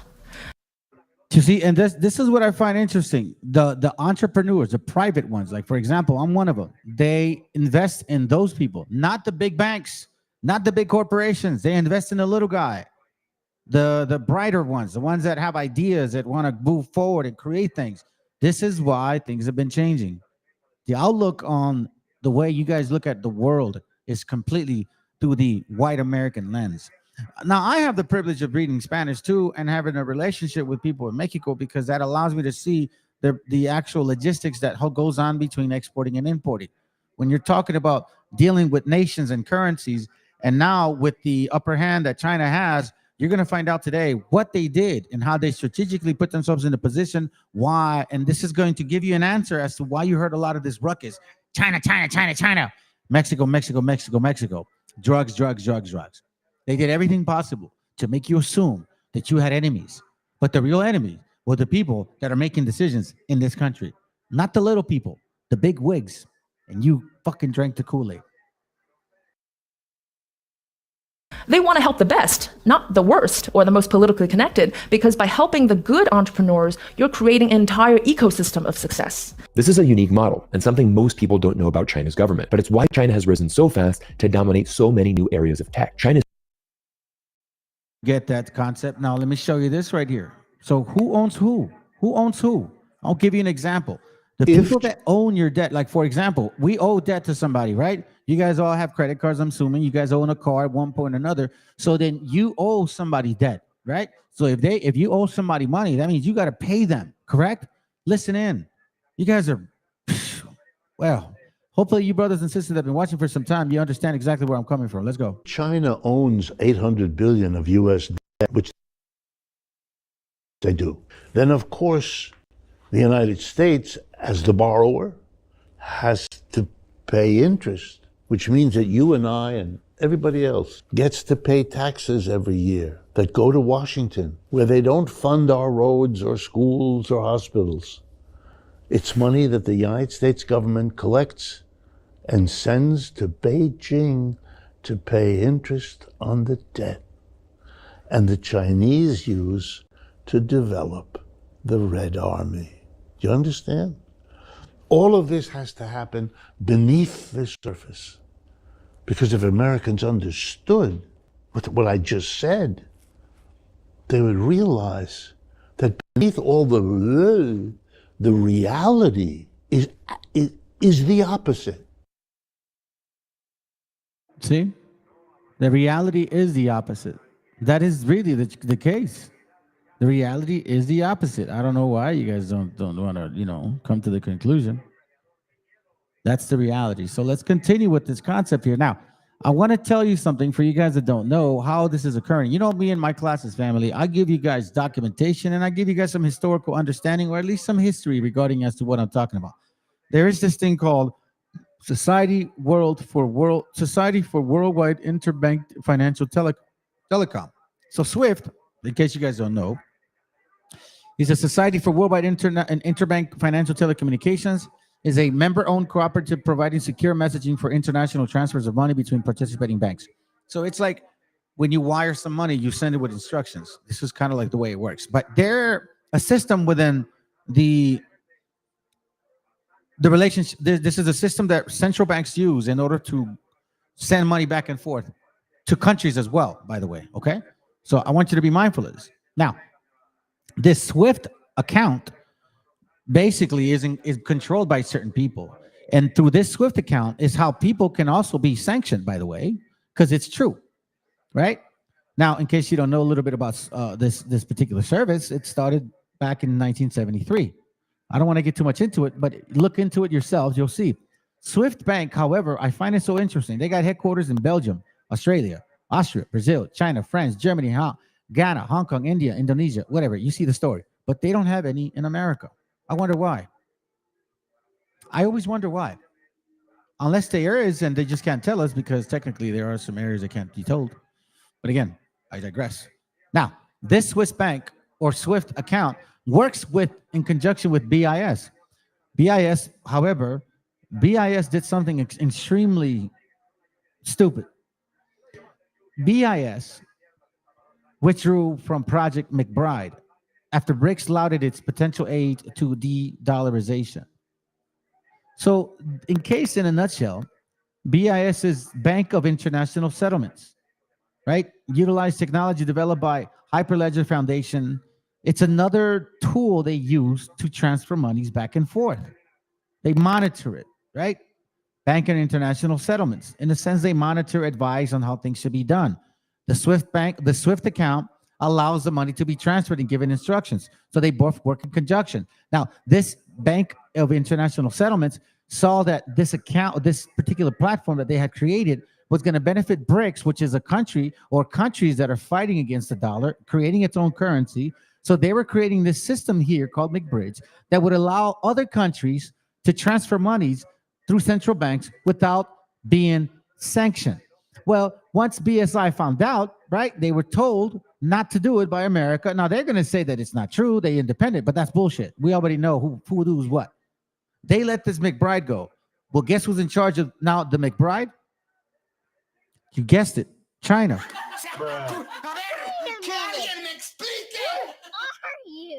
A little more digging on this particular, situation. Now, how they used to sanction people, right? They're not going to be able to sanction people now because guess what? They're not using the SWIFT account anymore. Now they're going into another platform, which is going to allow them to deal with monies. Like, for example, Bitcoin is one of them. So what is the harsh reality about this? This right here, okay? This harsh reality right here. Check this out. Where are you at? Right here. This is the harsh reality. BRICS largely wants to reduce global reliance on the US dollar. Can the BRICS countries challenge the dominance of the US dollar? That money is leaving China. Banks are closing down, and the property collapse will never end. China is betting against the dollar. It wants the American currency to fall, and for this, Chinese banks have been mobilized. Is the US dollar's reign as the world's dominant currency coming to an end? Do you understand what I'm saying? In case you guys don't understand about currencies, they're betting against the dollar.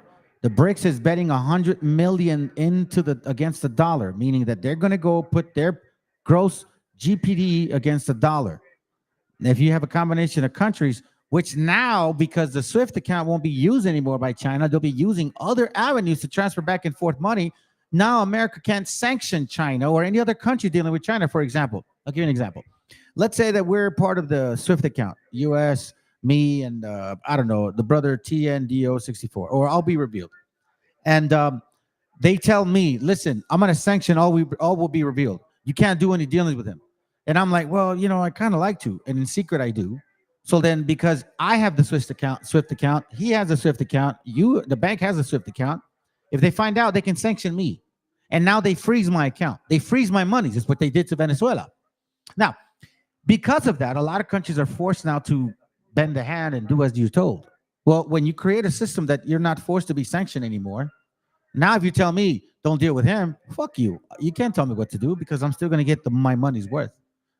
You don't tell me what to do anymore. Whereas before, or as right now, it was important for other countries to deal in the currency of America, so then American value could be much higher. But since people are draining the swamp or the blood or the monies of America, that means that now the value of America, produce and things, are much more expensive because now it's like you're not dealing with gold anymore. Now you're worth silver. So now you cost less. So now the people, the consumer, the 99-cent stores, they're gone. Walmarts are gone. Why? Because times have changed. People have progressed. And as America got lazy and stupid and didn't want to progress, other countries were outperforming you. Well, guess what? You needed somebody like Trump to tell you a fucking lie. Instead of telling you, y'all are lazy dumbasses, just like 1619 when you first came, or no, 1611 when you first came on the Plymouth Rock, you landed over there in Jamestown, or not Jamestown, with John Smith, and you guys ate each other because you didn't know what the fuck to do. Well, you're doing it again because you didn't know what the hell to do. You were too lazy to take care of yourselves, and now, guess what? You did it again. Let's go. Could China's RMB payment system, CIPS, be the blueprint for a future where the dollar no longer dictates global trade? Unexpected things are unfolding as 2024 comes to an end. But could we finally see an official decline of the dollar's dominance? Let's find out. China's financial maneuvers are sending shockwaves through the global economy. By onboarding HSBC, one of the world's largest banks, into the RMB-based cross-border interbank payment system CIPS, China signals a readiness to challenge the dollar's grip on international trade. CIPS, often viewed as China's answer to SWIFT, offers an alternative route for international transactions. An alternative route for international transactions. So, for example, if America wants to sanction China through the SWIFT account, saying you can't trade no more because we froze your money, China don't be like, F you. I got this over here, fucker. You know what I mean? Y'all are in it. Hey, listen, you guys voted, you decided, so now your mark is sealed. You are with the system of Nimrod. You sealed your deal. When you submitted that ballot, that was the last chance you had not to do that. And y'all did. It has opened now. The flood is, the wall is done. Like, I'm telling you right now, we're going to see next year go super fast. And you're going to see more shit happen crazier than ever. Allowing participants to sidestep the USD. This shift is more than financial pragmatism. It's a statement of autonomy as China aims to create a USD-free trading framework that mitigates the economic risk of dollar reliance amid rising geopolitical tensions. Banks in the world, they are beginning to see the writing on the wall. The British banking giant HSBC has now officially joined China's cross-border interbank payment system. HSBC is a huge bank. They're involved in real estate, in commercial, in insurance, in investment. I mean, they're huge. They're moving their values. And you guys wanted to blame the Mexicans, the illegal immigrants, so-called. You wanted to blame women. Yeah, it is a fucking island full of garbage. I said it, so what? HSBC says there's growing demand for trade in the Chinese RMB, And as China continues to trade outside the dollar, HSBC, they want to be in the middle of that action. If you are a global bank, you can't function and grow without working with Beijing. But how will China practically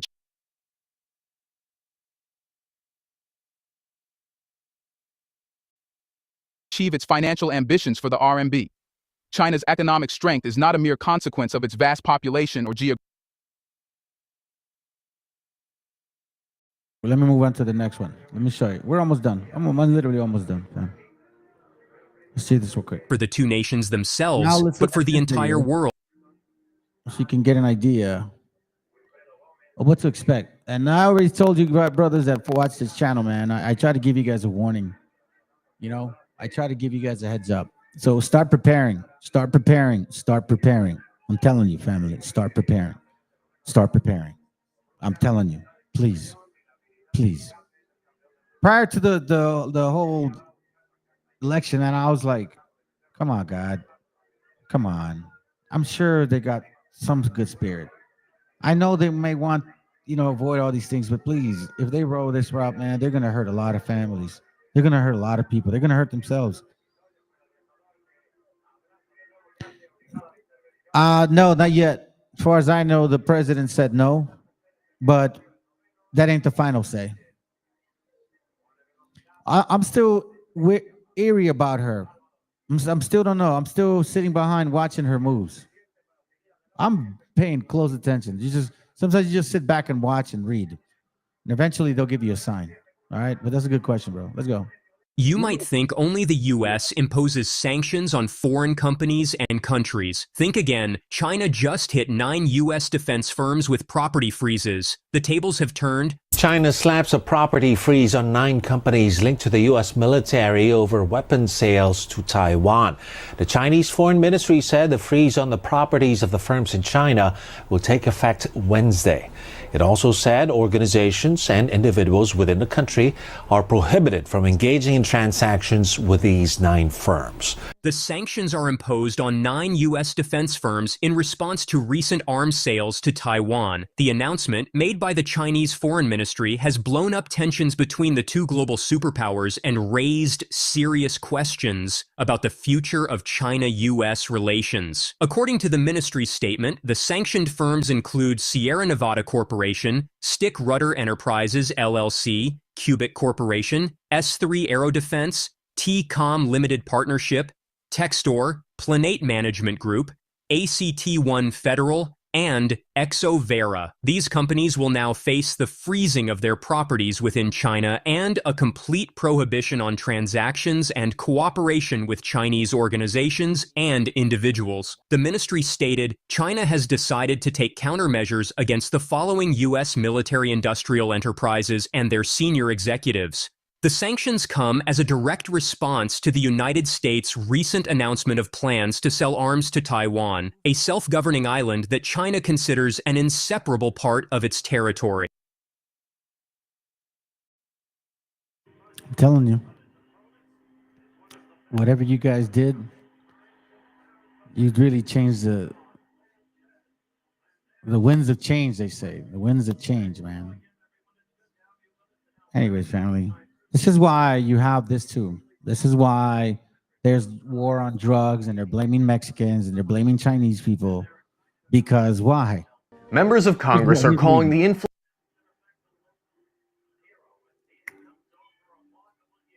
Mexico and China have a great relationship. If they were to sanction China, they would just, or I should say this. If they want to bring back production to America, right? They want the Anglo and the black jobs back and Hispanic, Puerto Rican jobs back and Cuban jobs back because Mexicans are taking them, right? You still are going to need manufacturing production. So even if you sanction China, you still need a manufacturing production. Let's say you don't want China to send it. Okay, fine. China sends it to Mexico, then Mexico sells it to you. So you just added a more additional cost because you don't want to deal with them directly. You are children, and you don't realize. All of you people that voted for these movements voted for something that was never going to help you at all. Instead, you expose your anger, hatred, and disgust of the kind of spirit y'all have. And I pray to God that you get what you deserve. If it's forgiveness, so be it. But if it's punishment, I pray to God that you suffer. Because you guys really affected a lot of people. You affected a lot of people, whether you believe it or not. And please, by all means, the native person, so-called, keep calling me a wetbag, spig beaner. You're just solidifying my point. Ezekiel 38:13. And we'll finish it with this. I'm sorry, in the video. Sheba and Dedan and the merchants of Tarshish, with all the young lions thereof, shall say unto thee, art thou come to take a spoil? Hast thou gathered thy company to take a prey? To carry away silver and gold? To take away cattle, goods? To take away a great spoil? Yeah. They feel emboldened by doing that. Yeah, they did that. They came in and took.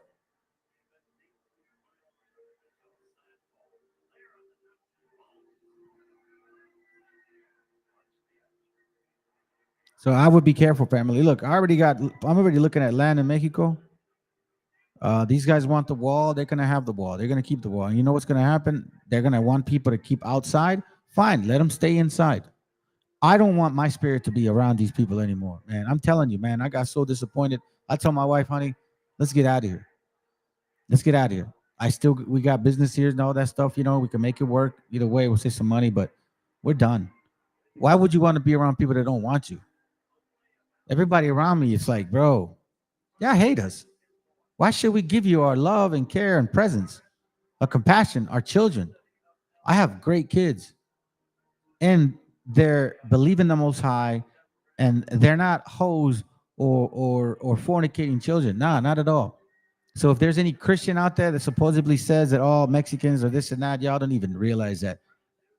If you really want to go there, you'd be the first ones lynched, because you guys don't keep none of the commandments of God. You have hate for everything, for even your own kind.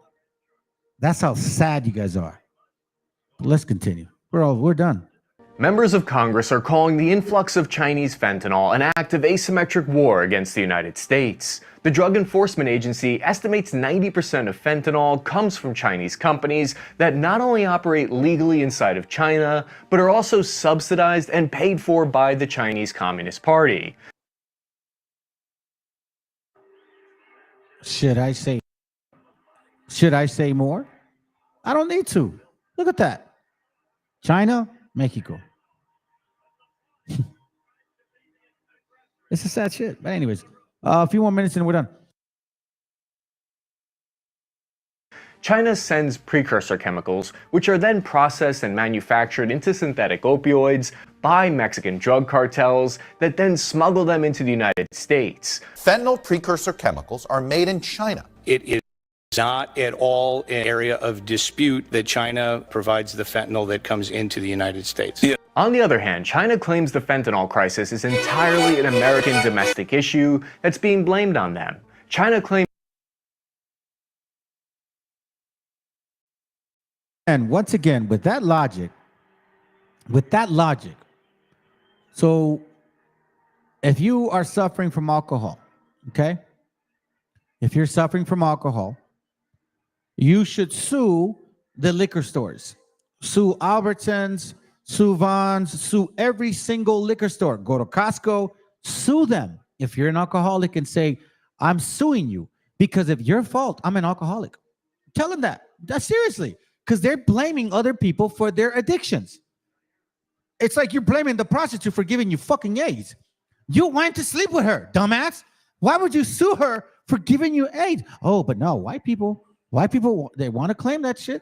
All of a sudden now, it's the Mexicans' fault that we're getting high. It's the Mexicans' fault that we're overdosing.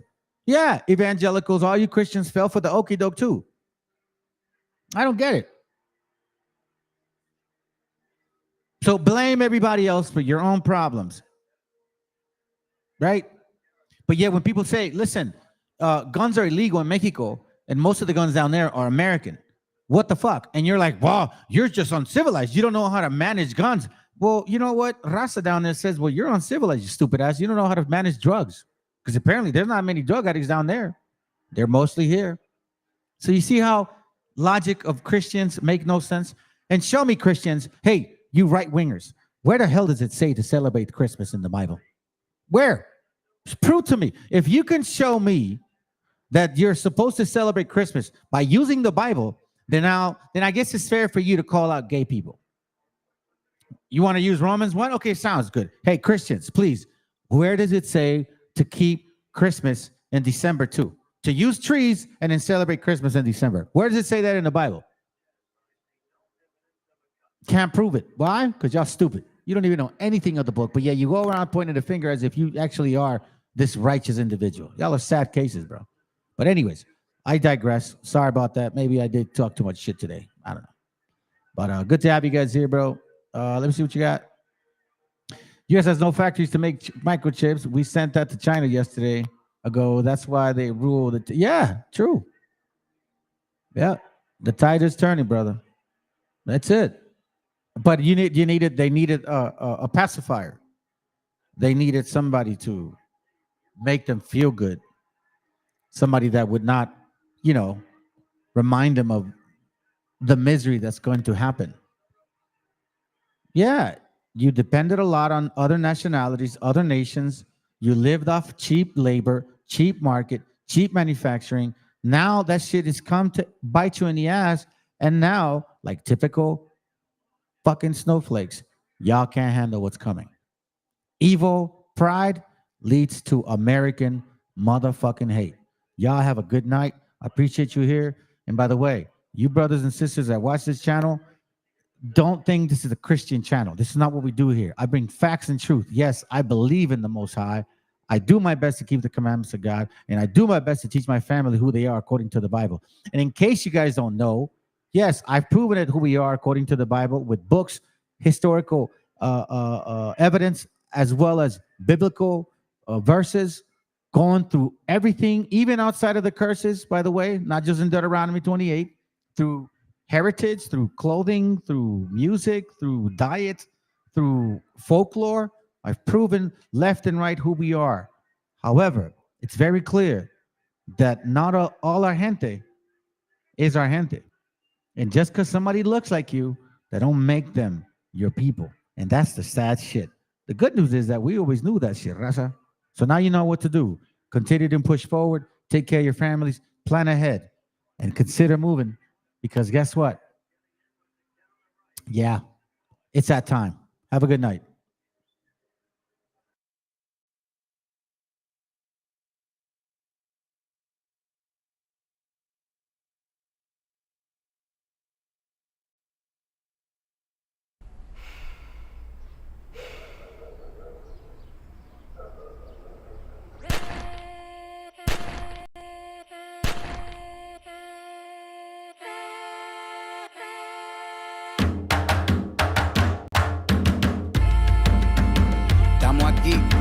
Oye, que estamos aquí.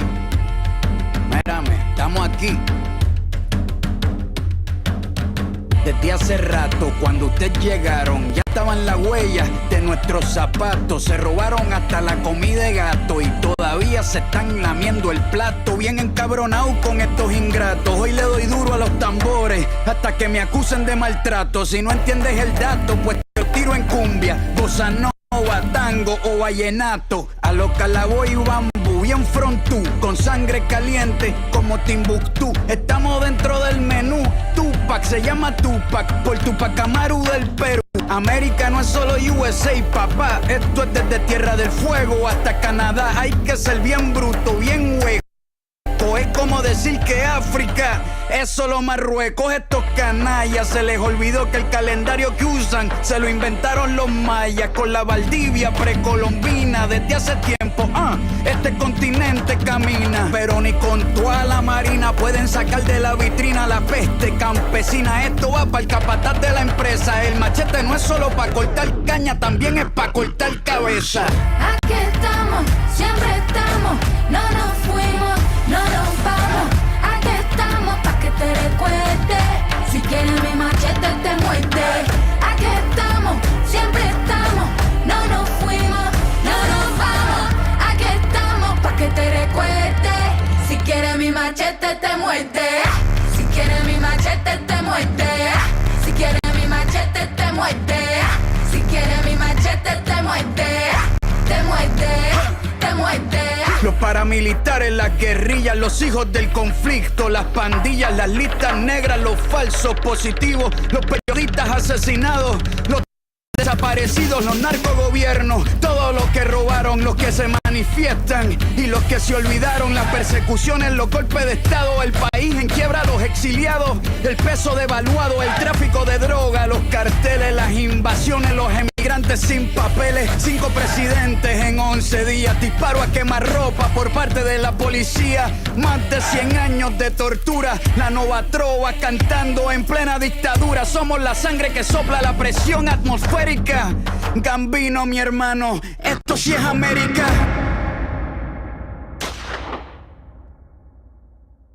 Aquí estamos, siempre estamos, no nos fuimos, no nos vamos. Aquí estamos pa' que te recuerde. Si quieres mi machete te muerde. Aquí estamos, siempre estamos, no nos fuimos, no nos vamos. Aquí estamos pa' que te recuerde. Si quieres mi machete te muerde. Si quieres mi machete te muerde. Si quieres mi machete te muerde. Si quieres mi machete te muerde. Te muerde, te muerde.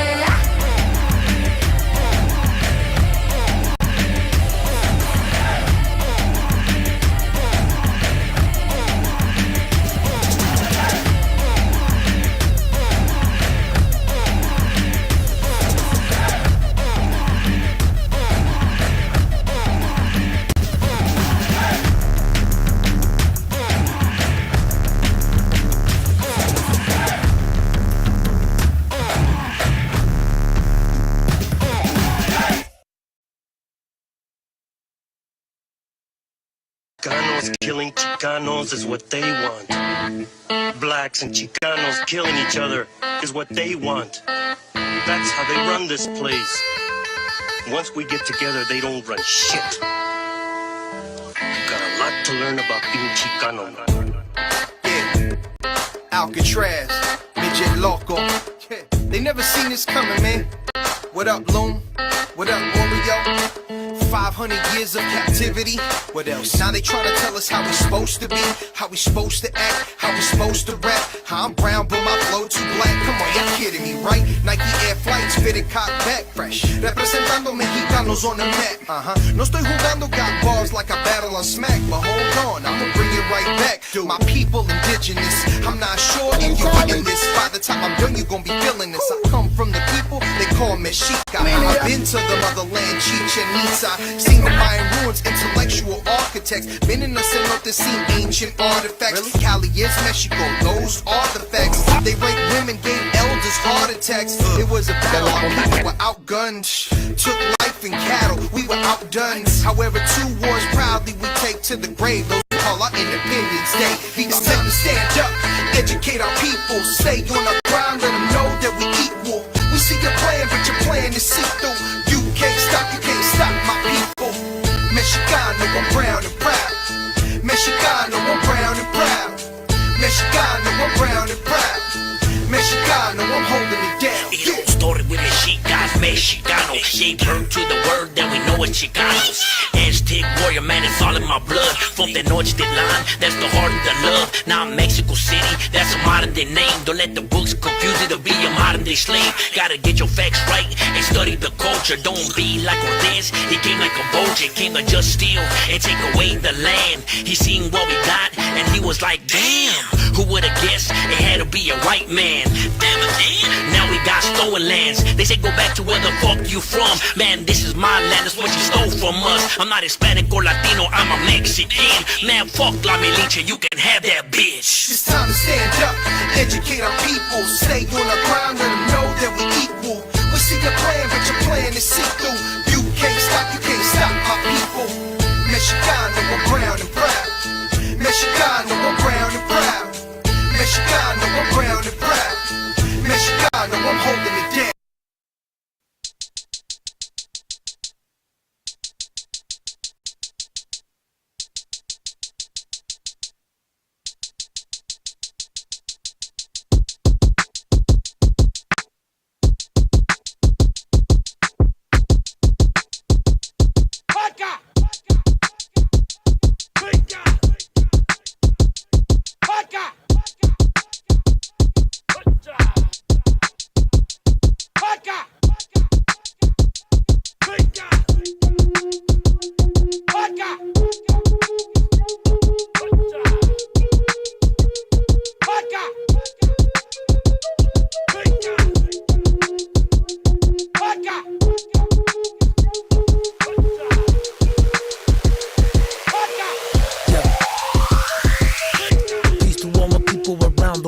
across the block. Kahed Belaja, where I get my chala.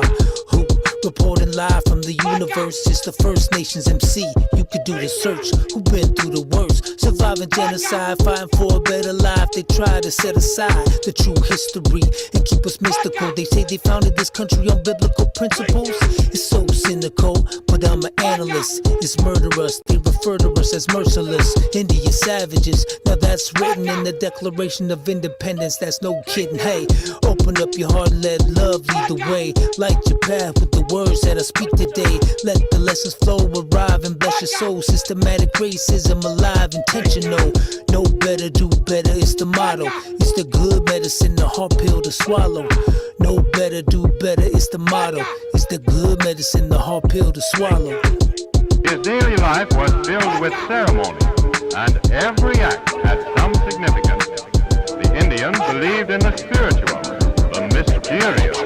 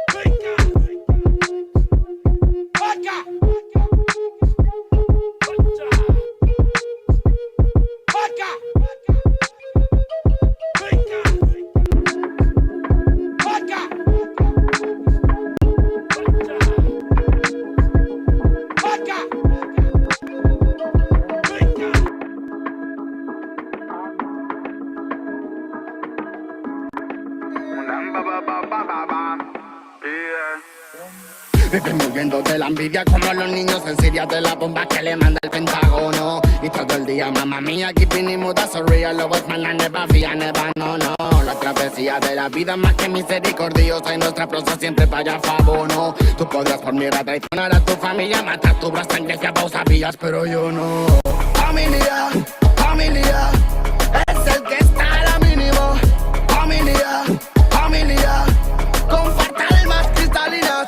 Familia, familia, Rastafarian familia. Familia, familia, Magna White son familia, ya no maniga.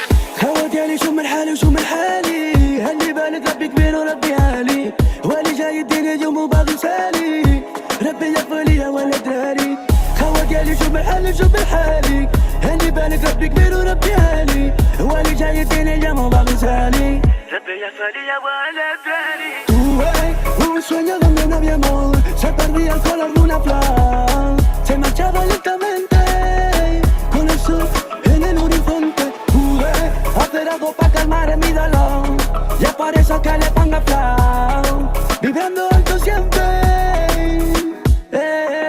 burroco bimba ya que todo por la familia burroco bimba y es por eso vengo a bendecir burroco bimba ya que todo por la familia burroco bimba y es por eso vengo a bendecir familia, familia, es el que está ahora mínimo. Familia, familia, comparte almas cristalinas. Familia, familia, Rastafarian familia. Familia, familia, Magna White son familia, ya no maniga. Magna super slalom, subiendo a nuevo escalón. Metallic in the salon, esquivo like Chile Stallone. Esos pitch van del palo, pero bitch no rascan balón. Aunque me enrollo nada, cáñamo, nunca me paro. Aunque van tras de mí, no se pueden medir. Buscan el elixir, está metalizado. Y es que yo soy así, no van a descubrir sexy flow y skill con este descaro. Si familia necesita de ti, fíjalo. Por connection Antarctic Free, dígalo. A mi nativeria de París, día yo. Los magnetes han llegado, están aquí, píalo. Para soportar el dolor como no imaginas, es la vida en ámbar. Aunque creas que no puedes tú solo con la movida, yo llevaré tus bambas. Familia, familia, fighting the hate and the media. Familia, familia, it's original, man. Familia, familia, fighting the hate and the media. Familia, familia, yo soy soy un rocket, ellos abrilia. Con los míos siempre se lo baila. Menea, melena, remueve la vaina. Aunque agarre fuerte el pito para que no se caiga. Son los manga de Boss Final.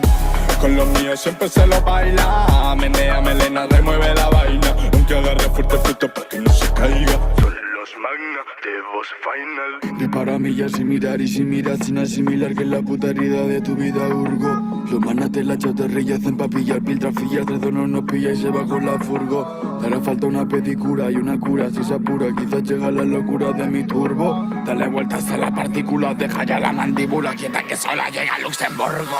Niño que para la compota que la pera pasa. Pero vinimos a mejorarla. Pa' hablar por mi familia y tengo autoridad. Saben que no puedo pagarla. Si pones ritmo y los manos les toda cuatro patas. Si quieres esa vaina va a probarla. Sola que en el party donde se gana. What the fuck, what the girl, what an alma. Vivimos huyendo de la envidia como los niños en Siria de la bomba que le manda el Pentágono. Y todo el día, mamá mía, keeping it mood, that's a real love, man, I never fear, never, no. La travesía de la vida más que misericordiosa y nuestra prosa siempre para allá abono. Tú podrás por mierda traicionar a tu familia, matar tu bro, sangre si aplausos sabías, pero yo no. Familia, familia, es el que está a la mínimo. Familia, familia, comparte almas cristalinas. Familia, familia, Rastafarian familia. Familia, familia, Magna Boy, su familia, ya no maniga. Bombo cry, sing it, sing it, sing it, sing it, cross the line on them. Warfare, vengo con los míos, Magna get your life, fire them. Bombo cry, sing it, sing it, sing it, sing it, cross the line on them. Warfare, vengo con los manas y saqué your life, fire them. I couldn't stop, shut up on the microphone ballad, and the smoke the marijuana, psycho Buddha bombo clap, and bang in the sweet fire burn it, fill it with. Rastaman and God Illuminati play the kill. Stop, shut up on the microphone ballad, and the smoke the marijuana, psycho Buddha bombo clap, bang bang in the sweet fire burn it, fill it with. Key Cray is a king, Magnus thing. Nobody no kill them. In a crazy style.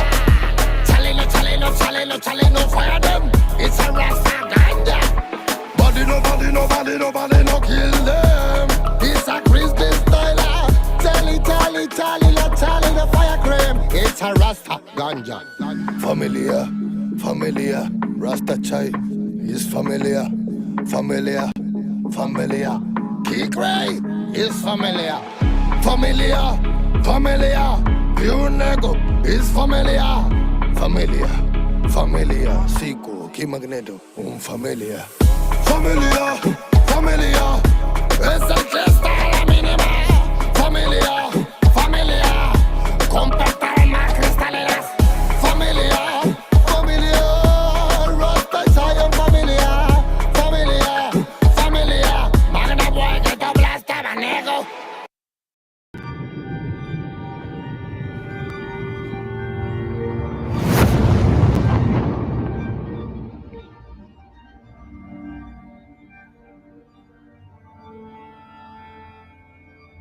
Ical, hijo, abre los ojos.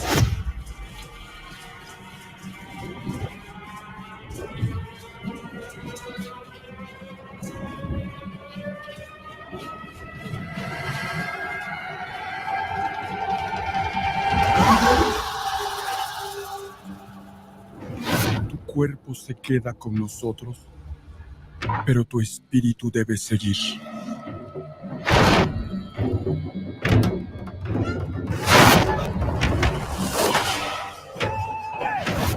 Busca la luz. Aléjate de las sombras. Deja que nuestro dolor sea tu fuerza. Desde aquí iluminamos tu camino.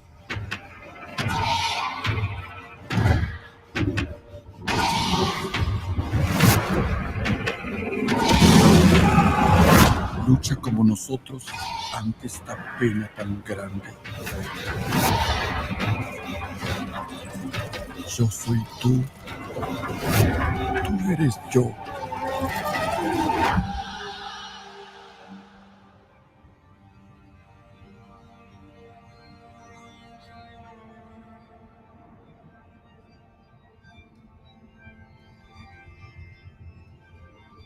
La muerte que hoy nos separa,